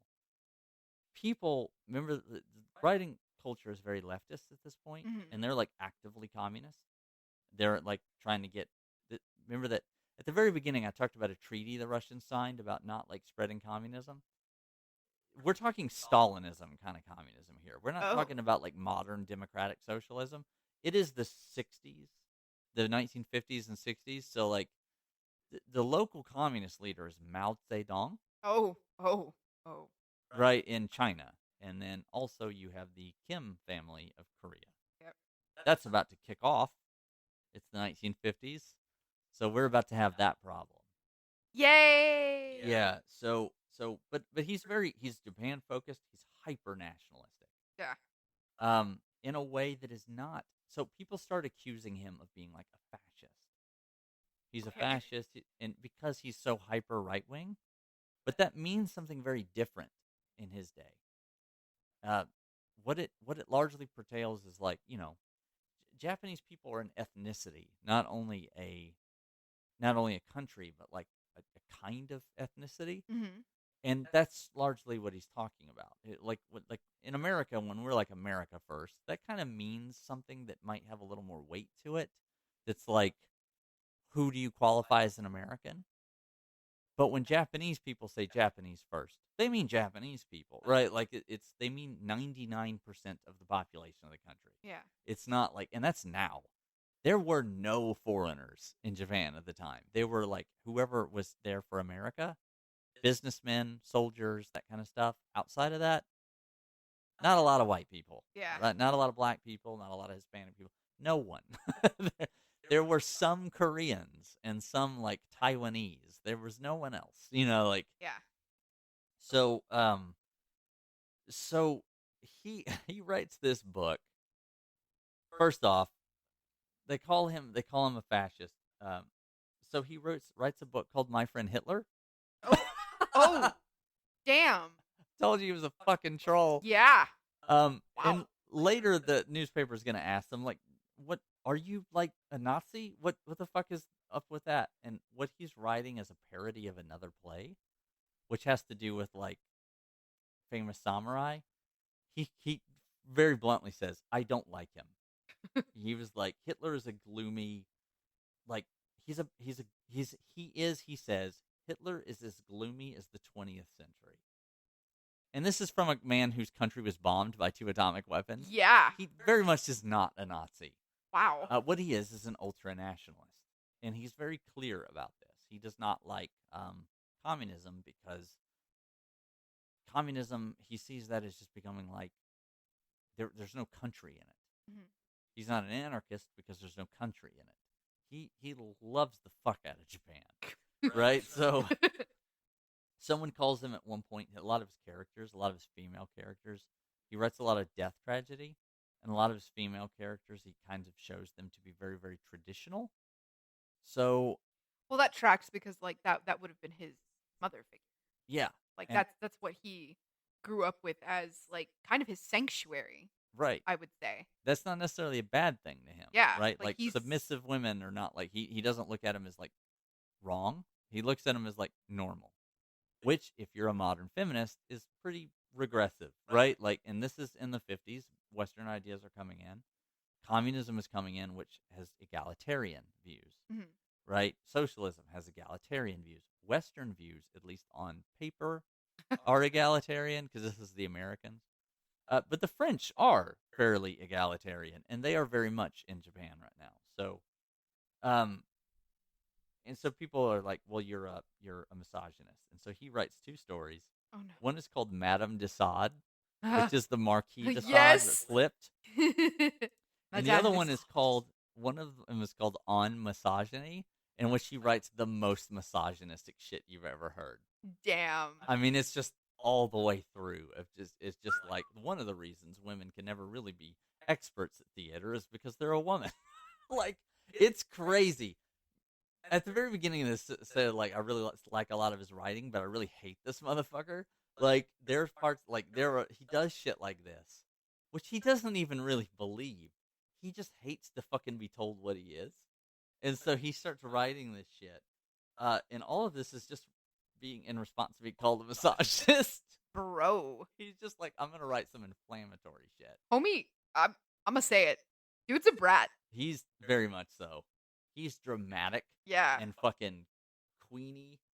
Oh my god, is he queenie? Like everything about this motherfucker is He's so a extra. petty Yeah, queen. he is. If this is like, if he would have known what drag queens are, he would have been a drag queen. I think so. He would have been the cattiest bitch you've ever met. He'd have been that gymnast drag queen. Yeah, yeah. Yes. Like that bitch doing splits and backflips. Yes. Like he's so fucking extra. And so I want to talk a little bit about his work. Okay. So one of his best friends was what we would now call a trans woman. Okay. They in Japan they still don't really call people trans women. You know, like the idea of gender and sex is very different than it is here in the West. He this person is a kabuki performer Mhm. that refers to himself as like a man who lives as a woman, Mhm. right? That's typically how they refer to this in Japan. That's like his best friend. One of Okay. his other best friends is a far right politician, Whoa. and a lot of them are just writers. Again, far right does not mean over there what it means. Yeah. Like currently, Takeuchi, the current prime PM, is considered pretty far right, Yeah. right? For Japan, still believes in like nationalized healthcare and shit. Yeah. You know, like that's Yeah.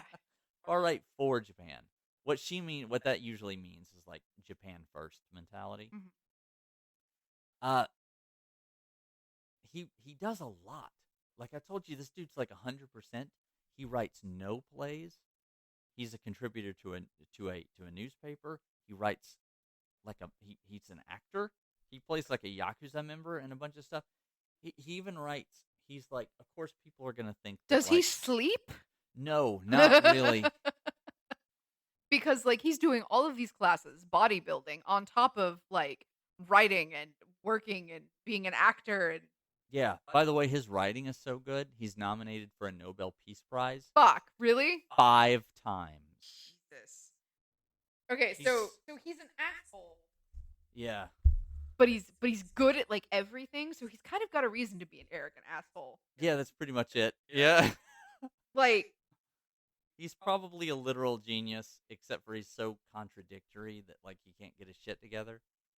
And then like on top of all this, so like he does all this writing, he does all this stuff.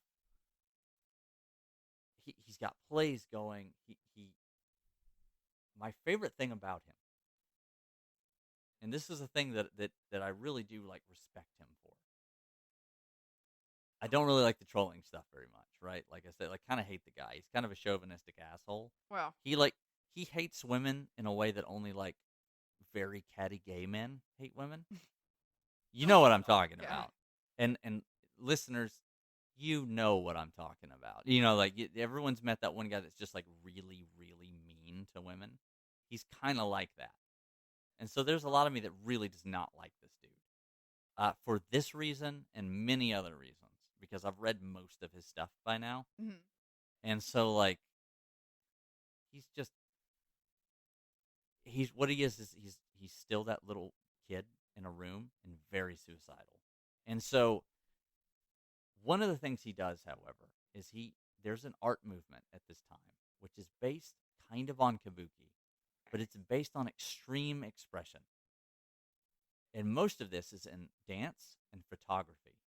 And Yukio Mishima dives full fucking in. He's friends with some of these people that are doing this. He sees it as uniquely Japanese. And so he puts himself, by this point, he's one of the most famous writers in Japan. I would imagine, and he's Yeah. also prolific. Yeah, he's internationally known. A couple of his photographer friends want to use this new dance style, whose name eludes me, but it's not really popular anymore. You've probably seen it if you've ever looked up like Japanese music videos where there's a person that almost looks like they're like possessed when Yeah. they're dancing. It's that, Okay. right? It's very exaggerated. Extreme expression. Yeah. Okay, that makes sense. And so this author, this photographer, wants to use these dancers as set scenes in a lot of his photography, and he does, and it is very Japanese. I mean, it's like you see it, and you're just like, this is unique to this time and place. Mm-hmm. It's a little bit of a sexual revolution that's happening in Japan, and a cultural revolution that's not forward. It's almost backwards. It's looking at like things that are new in this like fusion of like almost post-apocalyptic Japan, Okay. but harkening back to traditional stuff. And so, very Mishima, right? It's right Yeah. up his alley. He offers himself up as the set piece for several photographers. And they say, like, what are your limits? Because we photograph extreme stuff. And he basically says, I'm your canvas. Do whatever. That's trust. Yeah. The photos are what can only really be described as erotic. They are very erotic. And they go so far as like, they're not sex scenes. Mm-hmm. They're physically erotic.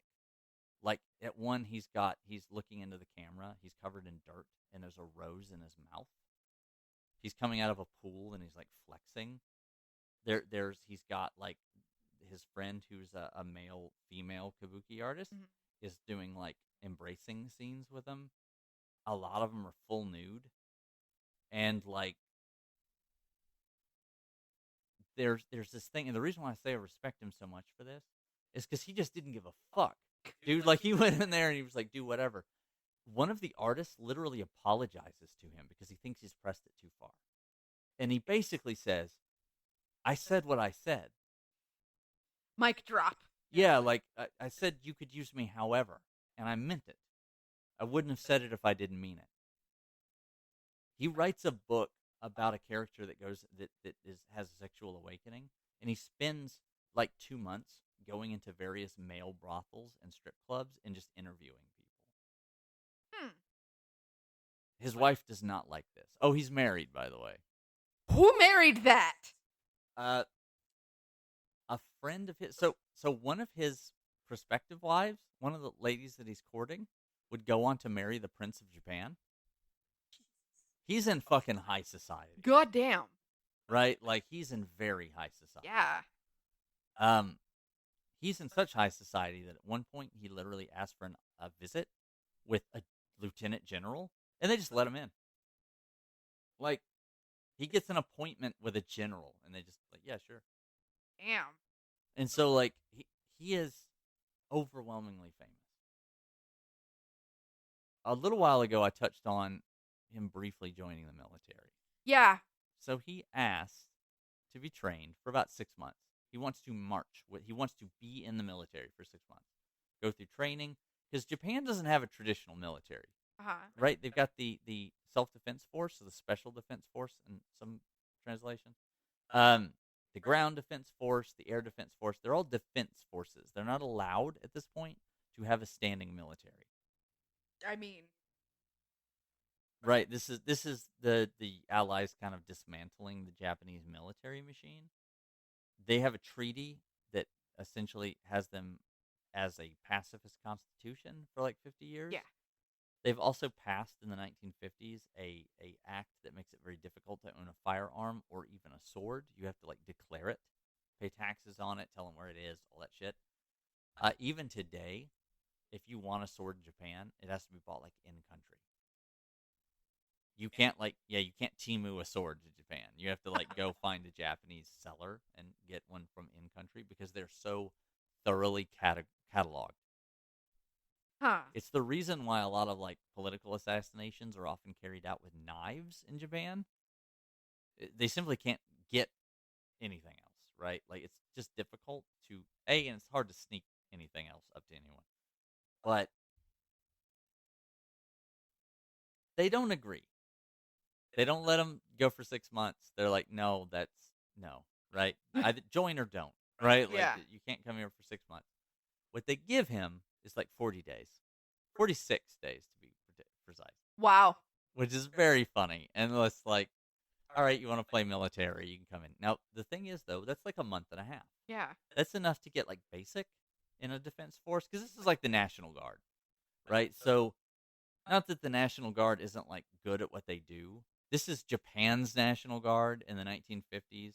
They're largely more worried about just maintaining their borders than anything else, and will be for a while. They have elite units, all that stuff, but they're trying to build it at this point. So he goes and does this, and he goes is his Hirioka name. He goes as his birth name because he doesn't want people. He wants the real experience. He doesn't want people to know he's. He doesn't want to. He doesn't want to be coddled. No, he wants to be one of those boys carrying the Shinto shrine. He wants to sweat and to suffer with other men. That's his whole thing, right? So he gets in there and he does this, and people really like him. People that everyone who knows him really likes him. And so he does all this.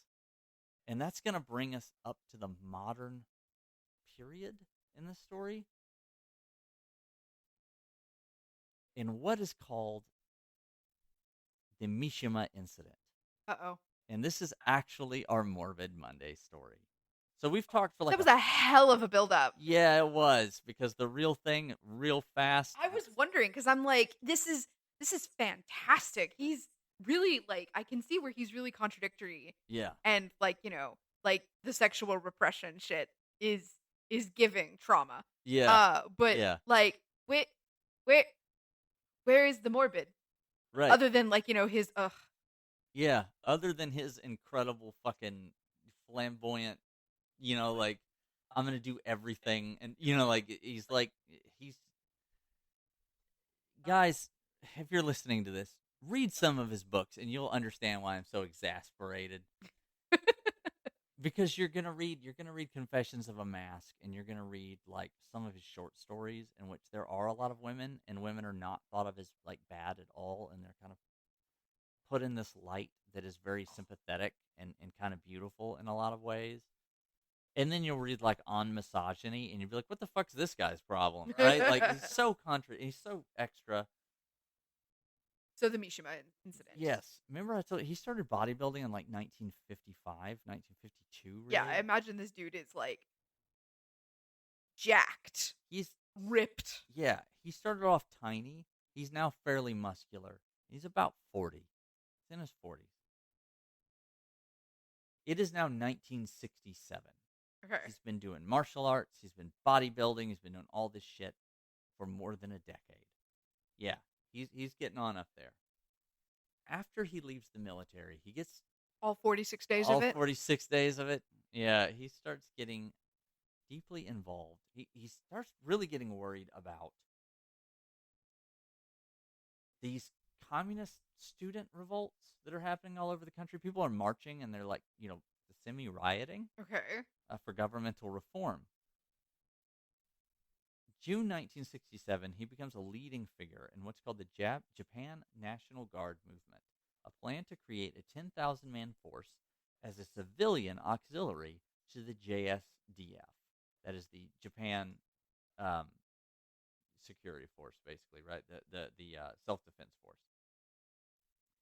This plan, it's got some famous people at the head of it, politicians, himself. So it has a little bit of steam. People are kind of interested, but it loses steam pretty fast. A lot of the people who show interest are young men about college age. That tracks. His plan to recruit right-wing college students has a little bit of teeth. It picks up some steam. On October 1968, he forms the Tate Tate no Kai. Tate no Kai means Shield Society, or rather, like, because Tate means shield. Um, the Shield of Society is probably a better translation. This is Yukio's private militia, What are you doing? funded What are you doing? funded by his writing income. You petty queen. What the fuck are you doing? They focus on swordplay, long distance running, karate, and even live fire exercises because he does have some connections in the military now. He personally oversees the training of these people. With his 46. All 46 days. Yeah. Now, he does know a fuck ton about sword fighting, and he does know a lot about karate. In fact, some of the people who will join this, he meets in the military, and then they just keep doing karate together. So, like, he knows if he lived in the 1500s, he would be an excellent military leader. Due to the 1958 Swords and Firearms Possession Control Act, which we mentioned earlier, they do live fire exercises. None of them have guns. 50 member. Pick up a bullet and throw it in the steel bag. Yeah, we're gonna fight you with thoughts and prayers. Now, to be fair to Mishima, in the 1940s, some of the Chinese rebellion was literally fought with swords. In, like, back alleys, the Japanese occupation of Manchukuo, there were parts in the Chinese occupation where they would, scouting missions would go around. These columns of Japanese men would walk through city streets, and the Chinese revolutionaries would ambush them with, like, 5-foot swords. Goddamn. Yeah, like, and because once you're up close, GTFO, motherfucker. right? Yeah, like, it becomes guns can become a liability at sometimes when people are, like, when there's a lot of madness. So, like, yeah, a lot of Japanese guys got died by being fucking cut down by meat cleavers. So he has his own militia now. Yes, 50 members, personally overseen by him. And so when they're doing this thing before, when they're trying to push this National Guard, they get quite a few. They get like a couple thousand guys that are interested, and he's trying to train 100 officers. Because officers, he knows from just his limited experience, talking to everyone else, that's who kind of keeps everything together. Mm-hmm. Even if you hate them, right? It doesn't matter. That's who's running the shit. And they can train more people. Yeah. In the Japanese system of doing things. So these are mostly right-wing students. 50 of them join from Waseda University, and readers of a new right-wing monthly magazine called the Controversy Journal. Because they just have questions. I'm already so over this. Dude, are you seeing the parallels? Yes. There's militias. There's a lot of, like, misogynistic content. You know what I mean? Yeah. Many of the first 50, Yukio knew from his time in the military and trained karate with them, like I said before. They also did kendo with him. This will go up to 100 members. These are all pretty fit young men who, like, Yukio's fucking man, right? Like, everything about him is, like, hyper masculine. His own personal looky-loo stable. Yeah, and all of these guys they kind of look at him and they, like, idolize him. He's a successful author. He's, like, kind of fucking jacked. He knows fucking...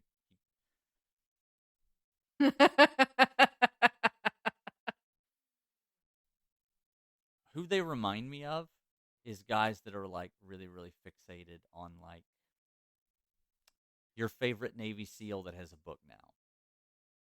Right? In a way. And what I mean by that is, like, not really. Not really, because he's not a military guy. He's only been doing this for a little while.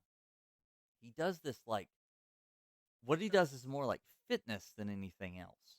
So I can't really compare him to, like, podcast bros that were in the military for a long time, because he's not really that. He doesn't have that level of expertise. He's a weird cross between, like, a fitness influencer a Manosphere podcaster, and like Ben Shapiro, but also a touch of Wordsworth, or I don't know, Jack London is who I compared him to when I was talking to my wife about this. Is because he's real popular with young men. He's an excellent writer. This is what like pisses me off about this guy. He does a lot of weird kind of juvenile shit, and then also is a genius. You know what I mean? Like Yeah. is like one of the best writers of his generation. Like, how fucking dare you? Why don't you know better? Yeah, because he's stuck in the trauma of being that teenage boy that didn't get picked up by the military. That chose not to get picked up by the military. Yeah. He didn't have to lie on that exam. No, but it was also like a gut reaction, and he doesn't really understand why he did it. And this is where we're going to get into his book. It's called Sun and Steel. It is excellent. And I really mean that. Like, I've read it cover to cover. It's an excellent book. This is where that People of the Sun stuff comes from. Mm-hmm. What he does, what his whole fucking deal is that he wants to be beautiful. He wants his body to be beautiful. He wants his mind to be. He wants everything to be like a fucking Greco-Roman statue. Mm-hmm. Because, in his words, it's true. It's real. He grew up in the world of the mind, and he would describe this in his book as the world of the white ants. You write something down, and it's permanent, but it's fake. It only exists in the world of literature. And in its fakeness, it exists forever. But it's like that rose we were talking about at the very beginning of this. It's only beautiful because it dies. Literature has the advantage of living on forever. He can write, he can do plays, he can do photographs, and in that sense he's immortal. But it's not real. What's real is now, right now, and being the most intense he can be in that moment. So he starts to imagine this intersection of the real, the beautiful, which will fade because he is a human being and he will die, versus the eternal, which is fake. He says that a character and a person can look up at the sky and they both see the blue sky, but only one feels it. That's fucking beautiful, Yeah, right? dude. Okay, so He's such a schmuck, but but his writing is gorgeous, and you're just like, and it's filled full of emotion, and it's just like chomping at the bit to get out of the page. I read some of his works, and I was like, how do you like? He's so good, but to be trapped in this. Here's how he sees it. The point at which the physical and the now beauty exists, and the eternal beauty, which is non-physical and fake, where they coalesce, where they become together, is Saint Sebastian. It's at the moment of death, the culmination of all life in his mind. The best you can be is to culminate that beautiful physical self and to culminate that artistic self and marry them, which is to die as dramatically as possible. oh no. Yeah. Oh no. And he expresses this about a year before the Mishima incident. Tate no Kai is a group of about 100 people by the time he's done with it. Mm-hmm. All very well trained. Because here's the thing, like, it wouldn't take them long to jump into real military service. They're all very physically fit. They can very much fight. Mm-hmm. They're all bodybuilding, doing karate, and doing kendo every day. Yeah, they kick the shit out of you. Like, most of these guys, when you see pictures of them, they're all very built. And he writes a letter. He wants to present these young men because he's still trying to push this civilian defense force. Okay. That is like a farm club for the army. And some of these guys do. A lot of these Tate no Kai guys are actively joining the self-defense force. It's being used as kind of like a Springboard? yeah, like a ROTC, Okay. right? So he gets this he writes a letter and he gets permission for a visit to a lieutenant general we talked about earlier. How he can just go in. And they say, "Yeah, come on, like we would love to meet with these guys." And he takes 4 guys with him. These 4 guys, he says, in an exercise that they were doing, where they were carrying each other down the mountain. They're getting this from the U.S., right? This is something that's still done. Fireman's carry. Mhm.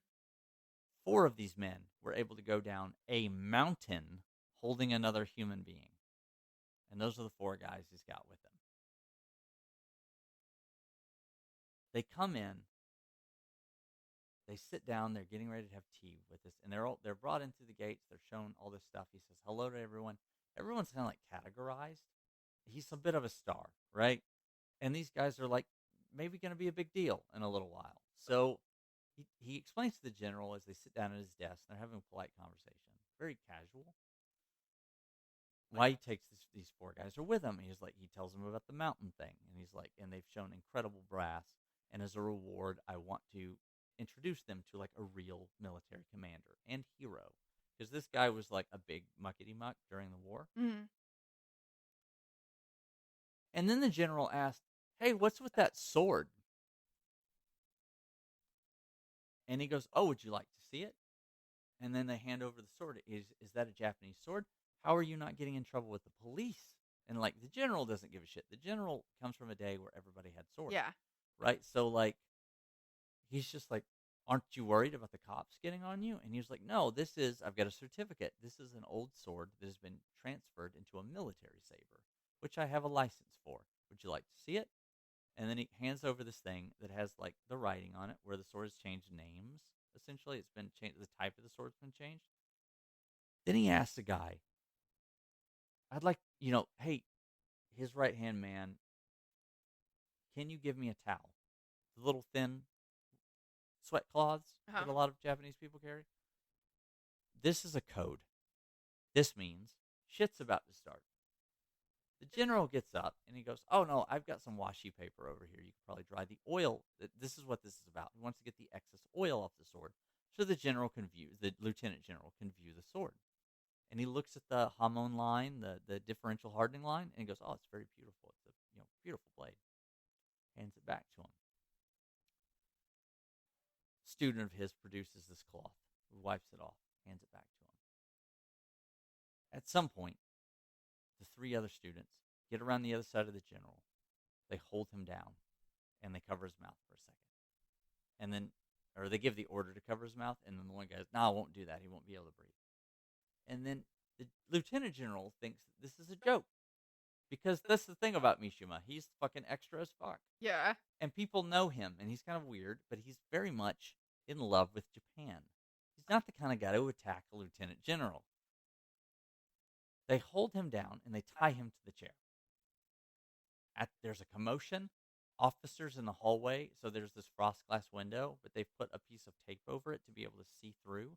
So you do that frost glass. Yeah. If you put a piece of tape on it, it becomes like a regular window for a second. Yeah. So they have like a viewing window. They hear it. They start busting into the room because what the fuck's happening in there? They can't get the door open. It's locked. They start fighting. They've got this guy's bound to the chair. He's like, "What are you doing? Stop this." Guys bust into the room. They have boken, like wooden swords, because they're using them as like disciplinary tools, guard tools. Yeah. And some of them have tanto knives, like daggers. And they start fighting. And Mishima starts sword fighting these men in the lieutenant general's office. Now, his men also have daggers. They also have tantos. They're fighting. There's a mad scramble in the room. Mishima says, "I have demands," right? They win. They chase these guys out. 8 men are wounded. A man is slashed across his legs. And it's important to note here, Mishima is not cutting. This is a guy that definitely knows kendo, right? He's like a 4th dan at this point. Mm-hmm. He knows how to kill you. Like, y'all have seen me do kendo strikes? Yeah. Like, when I want to do full speed? Like, yeah, with a real sword, you can cut a guy I like... brought you a kendo stick to destroy. Yeah, like, I can break one, right? I'm not his level. Fuck. Like, so if he wanted to kill somebody, he could do it. Right? If he puts that blade on you, he'd cut you halfway in half. Yeah. He's tip cutting. He's trying to injure. He's trying to chase them away. He's fighting them, but he's actively not killing them. He's taking a very low stance and just tipping at them. And so the article that I read from mentions this, but they don't. It's very clear whoever wrote this doesn't know enough to know that like he's not actively trying to kill them. I'm going to read you. He has this list of demands. He says, General, Lieutenant General, I have a list of demands. I've written them down on a sheet of paper. They've all been pinned. None of them are typed. They've all been hand brushed. Oh, shit. So he's serious. Yeah. Gaeta, I think is what they're called. But so he's done this whole thing. He's got a banner. How the fuck they got this in, I don't know. In a briefcase, I guess. He rolls out this banner. He steps onto the balcony because there's a viewing balcony. What the fuck? Yeah. I'm going to read you his demands. You ready? Yeah. I told you shit was going to get weird fast. All that build up for fucking 30 seconds. Demands mainly contained the following statements. Let's fucking go. All right. All JSDF personnel of Camp Ichigaya, that's where they are, to be assembled in front of the main building by 11:30 a.m. By the way, it's 10 in the morning. It's too early for this shit. Yeah, it's a whole military coup. Mishima's speech. These are the main things like listed. Listen quietly to the speeches as set below. Mishima's speech, scattering Argeki. That's the handwritten demands. Participating students announce their names. That's the 4 guys. Mishima's instructions to the remaining members of the Tate no Kai, who are all in a hall like down the road. They're not ready for this. They don't know this is about to fucking kick out. This is a quiet, clandestine thing. The remaining members of the Tate no Kai who are unrelated to this incident must be quickly summoned from the Ichigaya Hall to make them attend in line. Stand in formation and listen to what he's doing. For the 2-hour period from 11:30 to 13:10 p.m., there to be no obstruction of any kind. As long as no obstruction of any kind is done, we will not launch any attacks. Once the above conditions have been fully complied with and 2 hours have elapsed, Commandant General will be handed over to him. Safely. He will be escorted by 2 or more guards and handed over to you in the main entrance of the main building while still restrained. This is to prevent him from committing suicide, because old generals will do this sometimes. When they think they have lost, they would rather die than lose, so they'll kill themselves. If the above conditions are not met, or if there is any risk they will not be met, Mishima will kill the Commandant General at once and will commit suicide. Bro! Mishima steps onto the balcony to give this first speech. Runners go and try to get these guys from Ikidaya Hall. The soldiers are jeering. It's so loud. Like, everybody who's there says so. There's a recording. This makes national news almost immediately. They start filming him. Because there's like 30 minutes in between the tie-up and this function. Mary says it's supposed to be 2 hours. This is insanity. It makes international news. You can find pictures of him standing up. Nobody can hear him. Here's his speech. Listen, guys, be quiet, be quiet. Listen to what I'm saying. A man is staking his life to appeal to you all.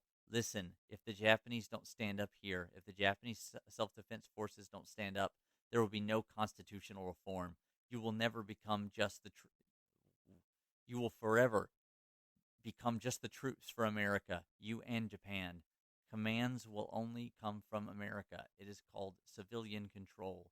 As for civilian control, it is not civilian control that will be suppressed under the new Constitution.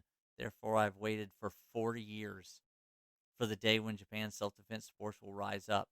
I've waited for 40 years. I am waiting for the last 30 minutes. You are all Bushi, aren't you? If you are Bushi, why would you protect the Constitution that denies your existence? Why would you bow down and cringe to the Constitution that denies you for the sake of the Constitution that denies you yourselves. And as long as this exists, you will never be saved. I hope I read that dramatically enough. Fuck. This goes on for a little while. There's jeering. People can't hear him. All this stuff. People are trying to get close. They're trying to climb the outside of the wall to tear the banner down. People are shouting, "I can't hear you." People are shouting, "Shut up!" Shouting, people get on with it. Mishima's speech on this balcony is the second recorded part. Many of the JDF personnel shouted at Mishima angrily, saying, "We can't hear you. Pull back. Come down and talk here. What the hell are you doing? What would such as you know, you idiot?" When a heckler shouted, "Why did you hurt our comrades?" Mishima immediately responded with forceful voice, saying, "It's because they resisted our demands." And he looks down and just shouts at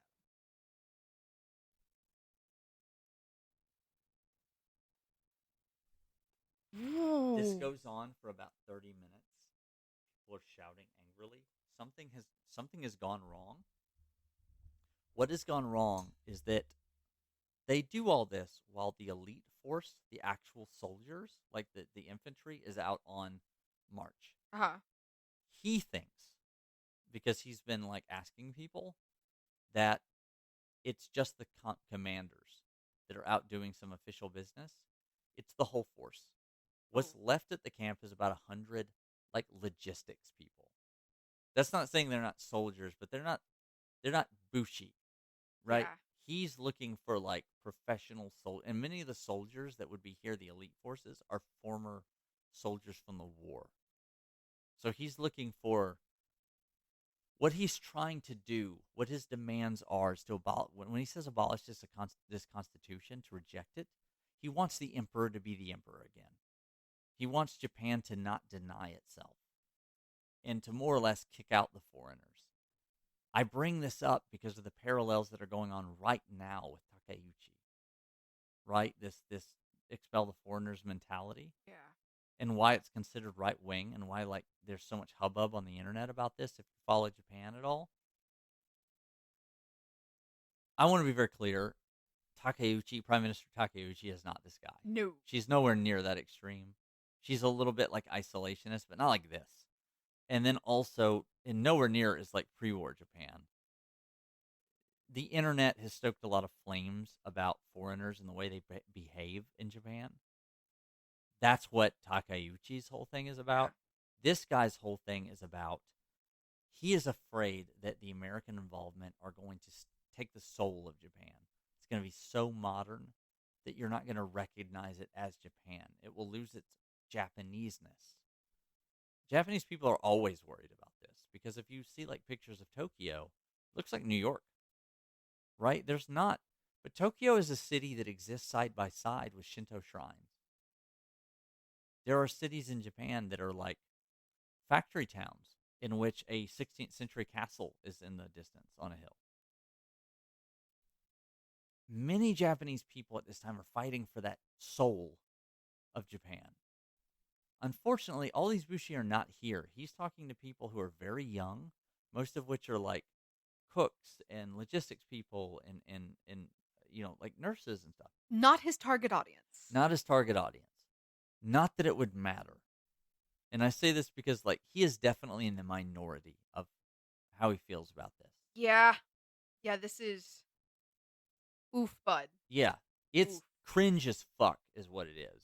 Because it sounds great when I'm relaying this story. People are like livid. They're out there and they're like, "What the fuck are you doing?" You know, like that. He's in a parade military uniform. All four of these guys are dressed like they're from the fucking Meiji Restoration. Like they have white gloves on. There's a lot of cringe in this. Jesus. The thing is, like, Mishima doesn't give a fuck about cringe. He revels in cringe. He doesn't care. Right? It's dramatic. He's in it for the drama. About 30 minutes go by. Some of the Tate no Kai guys have gotten down. Most of them are held in their barracks in Ikidaya Hall. There's a fight that breaks out. some of the cops get injured, like some of the military and the police that show up to detain them get injured until they all draw their pistols and they hold these guys at gunpoint. I told you they could fight. Yeah. Like, that's right. These are like Proud Boys, Yeah. right? We can make fun of them all they want. They're all like 250. They're all like pretty fit. They all know how to use guns. That, like, so yeah. And after about 30 minutes of people jeering at him, he goes back inside.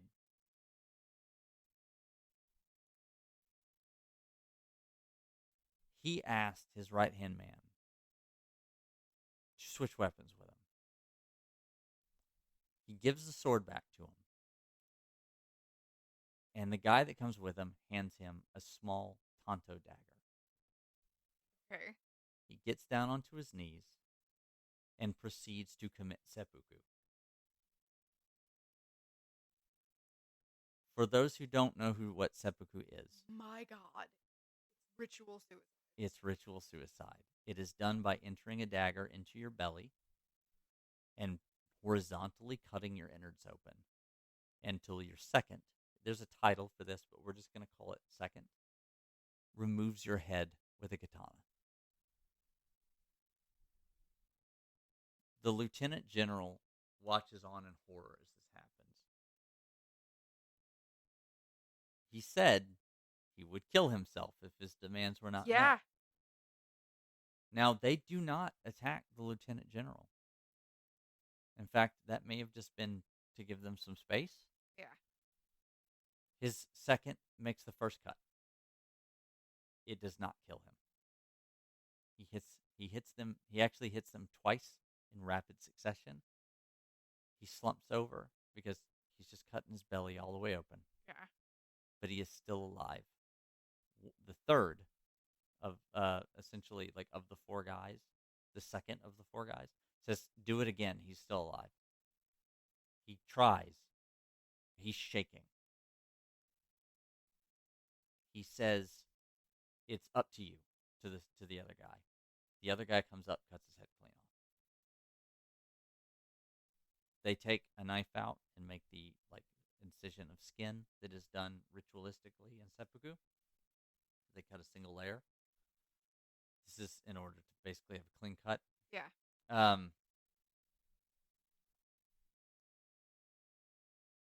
Then, the one that had made 2 or 3 attempts. Before this, let's backtrack a little bit. Mishima says he is now going to kill himself. He asked them not to do this. His 4. Uh-huh. He does not want them to follow in this. Yeah. He's a narcissist. He's not a megalomaniac. Right? Yeah. He's not like a psychopath or anything. Well, and with narcissism, the moment has to be about him. Right. And specifically, it's about him dying dramatically. Exactly. This whole thing has been orchestrated to die dramatically. And when we're done with this, I'm going to tell you why. But his second gets down. He says, and I quote, "Not yet. Do it." Stabs himself in. And the guy that made the clean cut before lops his head clean off. The remaining members of the Tate no Kai, there's 3 of them, of this special force of the Tate Yeah, no yeah, Kai, the 4 he chose. line their bodies out, put them on their backs, line them out, cover them with their military uniforms, like you do, and begin weeping and praying over him, like a Shinto burial. Yeah.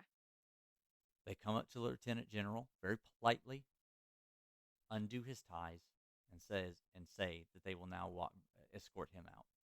He goes, "Will you escort me with my hands bound like this?" And then they go, "No." And they undo the binds. Very respectfully, they look back, say Buddhist prayers, Shinto prayers, and cry over Mishima, and I think his name was Koji. But I can look at those up at the end of this. But the general says, I wrote this down because it's so fucking powerful. Cry as much as you can. Let me pray for their souls as well. And the lieutenant general and a couple of the officers that have come in, and these 3 guys, like, that are out, the officers have all stopped. The door is still like locked and stuff. The general and these three guys sit there, kneeling in seiza, like that's where you're like on your shins, and just cry. He's then escorted out. There's a giant media hubbub. They're going to interview people later about this event. One of the officers that was down there in the parade grounds said, I kept like smacking my teeth. He means going like, tss, like that, like he's like shaking his head Yeah. at the other army people. A dismissive sound. Yeah. He says, like, I was trying to hear what he said. At the very least, we should have lined up like soldiers. We were called at attention, and we were just a mad mob. How could we ever call ourselves soldiers? So, like, they jeered. His speech didn't get through, but it did for some of them. Some of them heard what he was saying and were like, they were wrapped up in the, like, romance of the moment. Right? Like, he's up there and he's, like, shouting his guts out about Japan and about how, like, you have to reclaim who you are, and like, aren't you warriors? He says, and I quote, isn't there one man who will stand with me? Not one. Like that, like, and the place goes quiet at one point. Like right before he goes back inside, the place goes quiet. The whole thing is crazy. There's riot cops outside, news cameras. It's just insanity. Yeah, it's wild. And he goes back in to cut his own guts out. And I want to talk about why he does this. Okay, so seppuku. Is there one man that won't stare? Isn't there one man that won't stand with me? Yeah. And he just like, he's shouting this out to the crowd and comes in and does all this crazy shit. Here's why I think he does it. And like, not just why I think, this is why a lot of people think he does it. So we talked earlier about the intersection of beauty and death and like artistic stuff, right? Yeah. So the first thing is why he rejects how he feels about art. Even though he's an artist, he calls it a world of white ants. He says that you're confined to the page. You put something down and it can't feel, it can't know itself. And the moment he talks about words, and he says that words corrode. When you use them, they corrode the meaning of something because it boxes everything in. You're not there to just feel it. And he tries to put in his writing, this is why he's so flowery. He tries to put in his writing that which can't really be described, which is like the feeling of things, the internal feeling of things. And in interviews, he was like, a lot of people have tried, and some have succeeded. But he felt confined to it. Here's the thing about the physical body. Like he's mentioned before, like we've talked about here, you do get older, and you will die. And in his perfect world, death is at the intersection of eternal beauty and physical beauty. To die dramatically is the most that he could hope to achieve in his worldview. Yukio Mishima is in his 40s. He is at the point where his body will gradually degrade. No matter how much he works out, no matter how much he does, like he will get older and he will start to look older. Mm-hmm. And that's it. It's the ultimate midlife crisis. Dude. But he fucking did it. That's what's crazy, is that you never hear this shit of guys that have these like crazy, wild views of life, right? It's not quite the way he wanted to go. They never really do anything about it, but this guy did. Yeah, he fucking, oh my God, in a parade uniform with a white bandana. By the way, when the two guys go out, when he goes out to make this speech, two guys go out and they throw leaflets of these demands like it's a ticker tape parade. Jesus. People watch it on television, and there's one woman who's watching it, and what she says is, I watched it and I felt like if I were his mother and I were there, I would want to run up and hand him a microphone because people like are gripped by what he's doing. Like it's so fucking wild. And they run a poll. A magazine runs a poll in Japan, and they ask people to vote on like the 20 most important moments in modern Japanese history. This is number 2. You know what the first one is in many of these polls? The dropping of atomic Yeah. bombs.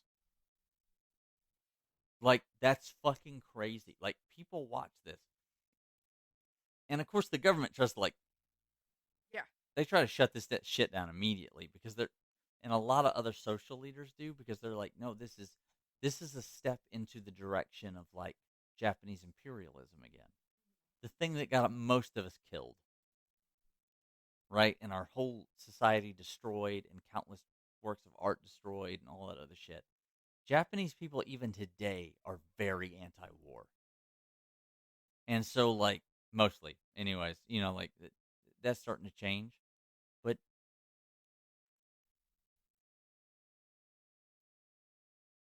his view of a beautiful death, I think for him, he did reach his goals. And the reason why I say this is because I don't ever think he thought this was going to succeed. I think what he needed was the splash, is that it was going to cause people to watch, right? Because if it was just about like dying publicly and dramatically, he'd have done it outside. But he did it inside of the room with an important person watching him. This was about creating the splash. He wanted to die like a samurai. And when samurai did seppuku, they were often covered in like curtain walls. This was done in the interior of places. And then their heads were presented on a dais. So part of this is like, doesn't matter if a lot of people see you. It's about the art of it. Not just the beauty, not just the spectacle, the art. That's fucking nuts. But that tracks with his personality, though. Like, that is a lot. Yeah. Fuck. It's like the ultimate Morbid Monday, too. It's pretty gross, right? Like, you have all of this beautiful, scenic buildup where you, like, speaking for myself, you got me, like, attached to this main character. And boy, howdy, did he have main character syndrome. Yeah. And then at the end of it, he kidnaps? Holds hostage. Yeah. Holds hostage an actual general. Lists demands. And at the end of the demands, if my demands are met, he kills himself. Yeah. Because it was always about killing himself. Yeah. It was always about dying dramatically and beautifully and artistically. But it was also about Japan, about what he felt the soul of it was, and about rectifying that time when he was a boy and he faked having tuberculosis or being sick. Out of being. Yeah. His whole life was about rectifying that mistake. When in a letter a week before that happened, before he like kind of camped up being sick, he wrote to one of his friends and said that he would like to be in the special attack force. By special attack force, he means kamikaze missions. Yeah. Even back then, that's the height. The samurai on horseback riding into a pike wall, the noble last stand. Right, he's attached to stories about Custer. He's attached to Greek myths about a lone man holding off an army, or Theseus or any of these guys, like many of which who die in combat, but like gloriously with Hyperion or with the Minotaur. Homie's very Spartan. Yes, the 300 Yeah. Thermopylae comes up a lot in his like personal writings because look at him, right? and they say fucking artistic shit like our arrows will block out the sun. That probably never happened. Probably no one ever said that. But like, then we'll fight in the shade. Yeah. What? You know, like it's that kind of shit. That's what he's after, and he gets it. My God. He gets it all. He gets the stuff. He rectifies the mistake. He becomes the special unit. He does the army stuff. Because you can say like, you can be like, yeah, it's funny. It's 45 days. You know, what a nerd. You know, like really, he is like, that is very laughable. But also, he spends the next 4 years of his life training his body up to be so proficient with that sword that he holds off like 20 guys. Delicately, even. Yeah, does it without killing anyone. Like injuring, but not killing. And they're throwing chairs and shit. Like at one point in the scuffle, people are throwing ashtrays around because it's just like crystal cut ashtrays. Yeah, too. big glass fucking chunk ashtray. That's insane. I think I remember you telling me about this guy, a little bit about this guy, like a couple of months ago. Yeah, Like you mentioned him, and you said you had very conflicted feelings. I get that now. and I've been fucking obsessed since I told you that story.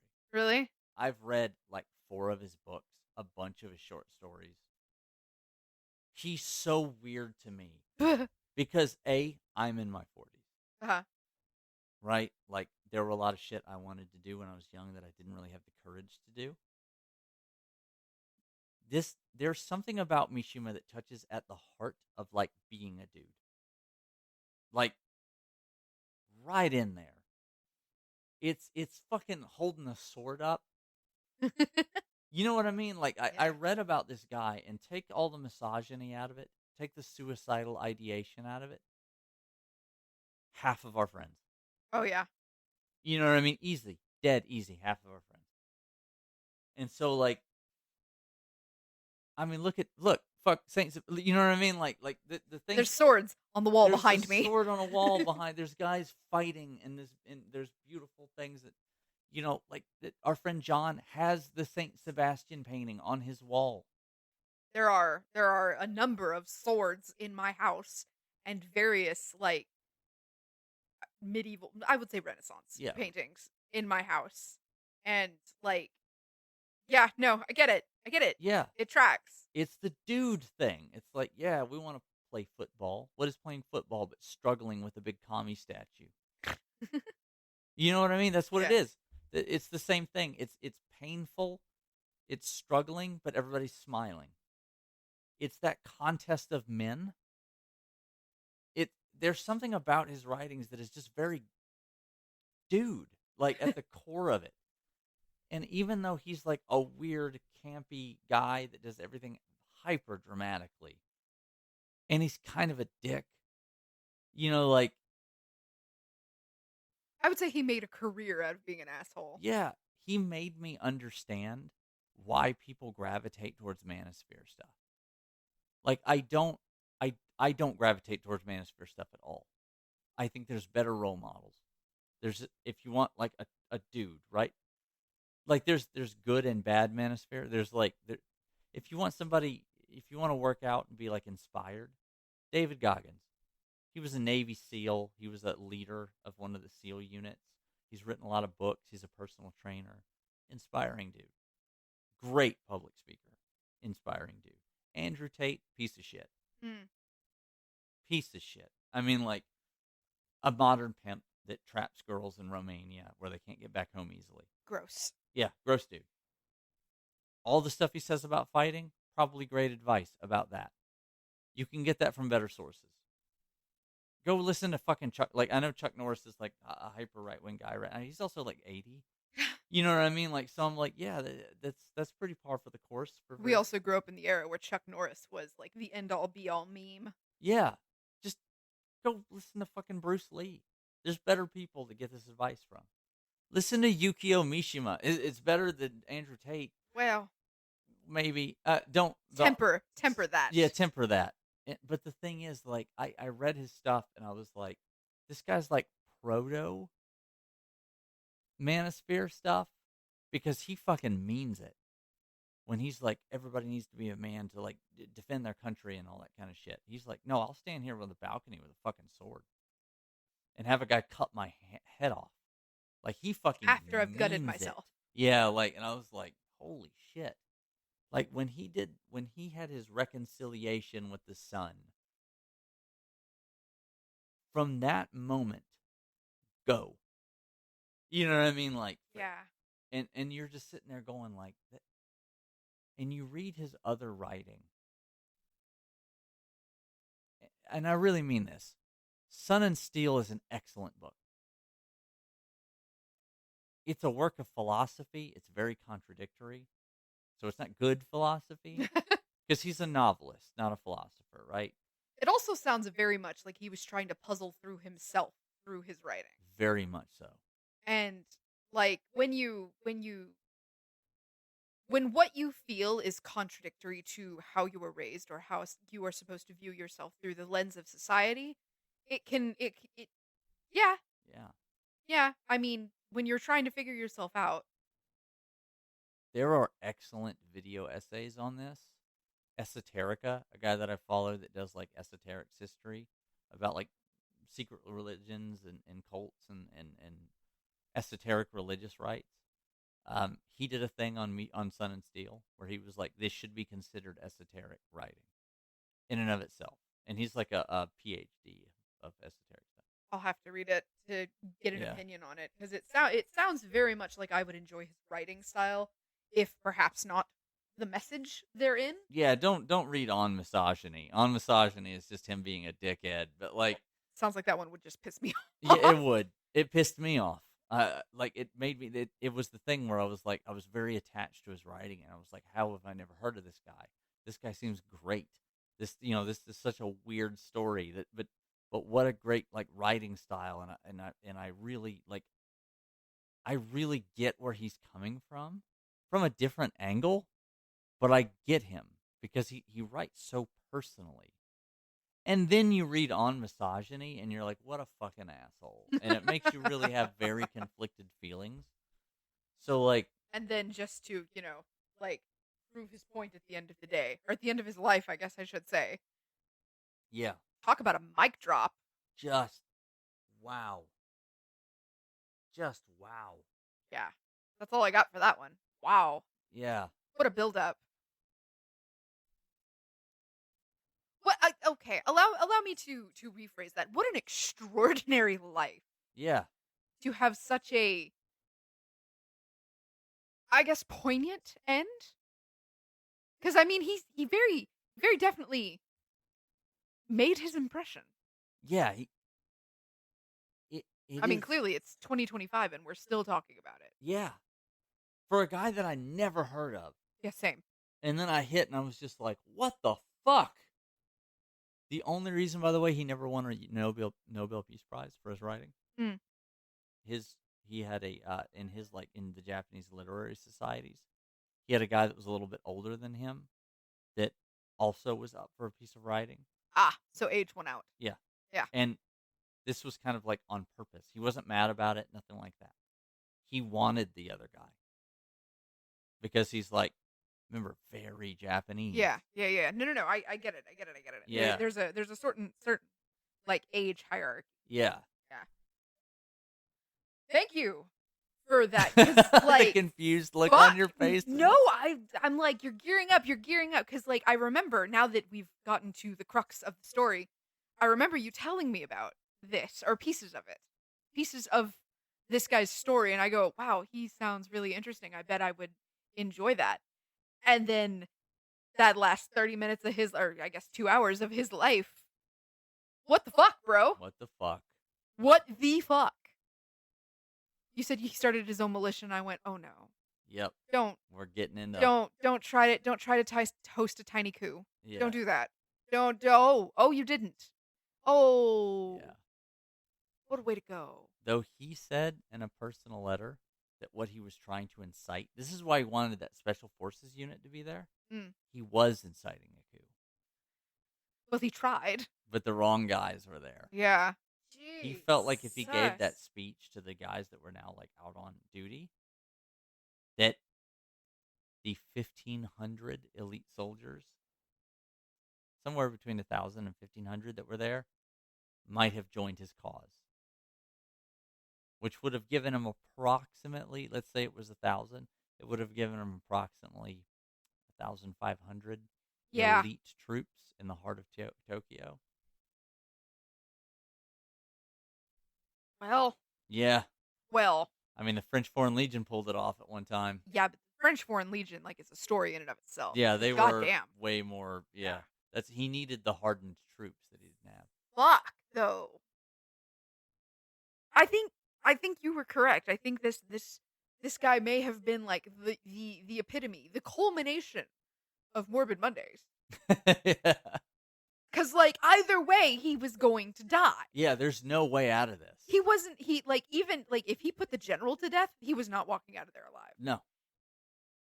But like even in his ultimate version of success, say he sways the hearts of these 1,000 elite troops that he wanted. Yeah. He still stated in like in the terms of like honor, a binding contract of even with his success, he was still going to kill himself. Right. And remember, all of this is in service of the emperor. Yeah. He sees himself as a samurai. So this like being mad, he was very angry at the emperor for throwing away his divinity. I mean, A lot of Japanese people were at the time. I get it. And like he saw this constitution as kind of the like the rape of Nanking, but like for Japan. Yeah. And yeah, he was like, he did all of this to say like, stop. He, in many of his writings, the reason why they're called the Tate no Kai is because he's pulling from two waza, I think it's waza, yeah, but poems that talk about warriors being the shield of the emperor. That's where they get this name from. What a dramatic bitch. Yeah, the no. Seriously. The no is in there because the students that he was leading wanted it to sound a little softer because they wanted it to sound more modern. So no is a hiragana, right? Yeah. Writing. It was all in kanji. It was in big inks. Their name was always ink brushed in giant kanji for shield, for tatekai, right? Like they wanted it to be. And it was based off of a society that existed that fought a mild rebellion in the Bakumatsu period. Jesus, bro. That was fighting for the end of the shogunate in service of the emperor. Like you said, fucking dramatic bitch, dude. Dramatic ass like, bitch. Fuck. Oh my god. Oh, thank you for allowing me to. Homie walked into that office purse first. Yes, very much so. I'd love to show you after this some photos of this guy. And also, if you're listening to this and you've stayed with us this long, first of all, thank you very much. This is super long. It has been my month-long obsession. And this has allowed me to get this out of my system. And now maybe I'll get some fucking sleep. He chose history. I chose Star Wars. Yeah. Oh my god. Thank you for this. Yeah. This was an epic journey. I'm also starving. Yeah, it's 6 at night. My god. All right. Everyone have a great night. Don't commit seppuku. No, don't do that. Write a book or something. Like just go for a walk. Yeah. Like go for a bike ride. It'll pass. It'll pass. I promise. One last thing. I want you to consider this. Best writer in Japan. I mean, yeah. If he didn't fucking hate his own art so much, he could have literally just wrote a book about it. He probably would have swayed more hearts. I was going to say, he'd have made more change by writing a goddamn book. Bro! Curb the drama! Emotional, damn it. Just emotional immaturity. And he was stuck in this bullshit. Baby. Therapy. Therapy queen. Therapy. The steel is his therapy. Jeez. The muscles are his effort. Oh my god. No, the gym is not therapy. The gym can help therapy. Yes. But the gym is not It's therapy. not therapy in and of itself, you Church of Steel guys on the internet. Do some shadow work. Had he done some shadow work, he would completely. That's the fucking thing. When you read Confessions of a Mask, when you read Sun and Steel, he completely understands this. He knows where a lot of his trauma comes from. It just doesn't matter anymore. He's already made his decision. Yes, he Yeah. wants to die beautifully. My God. Well, I'll give him that. Dedication to his cause. Yeah, Jesus Christ. And with that, fair folk of the internet, we bid you good Hey, this is Brian from Morbid Mondays. If you like the show, please consider stopping by at our Ko-fi account. That's ko-fi/Morbid Mondays. It's $1 a month, and or just any one-time tip. And if you would like to help us fund our future endeavors and or just want to show a little bit of appreciation, awesome. Thank you so much for listening. And if you don't. Whatever. Have a great day. Thank you so much for listening.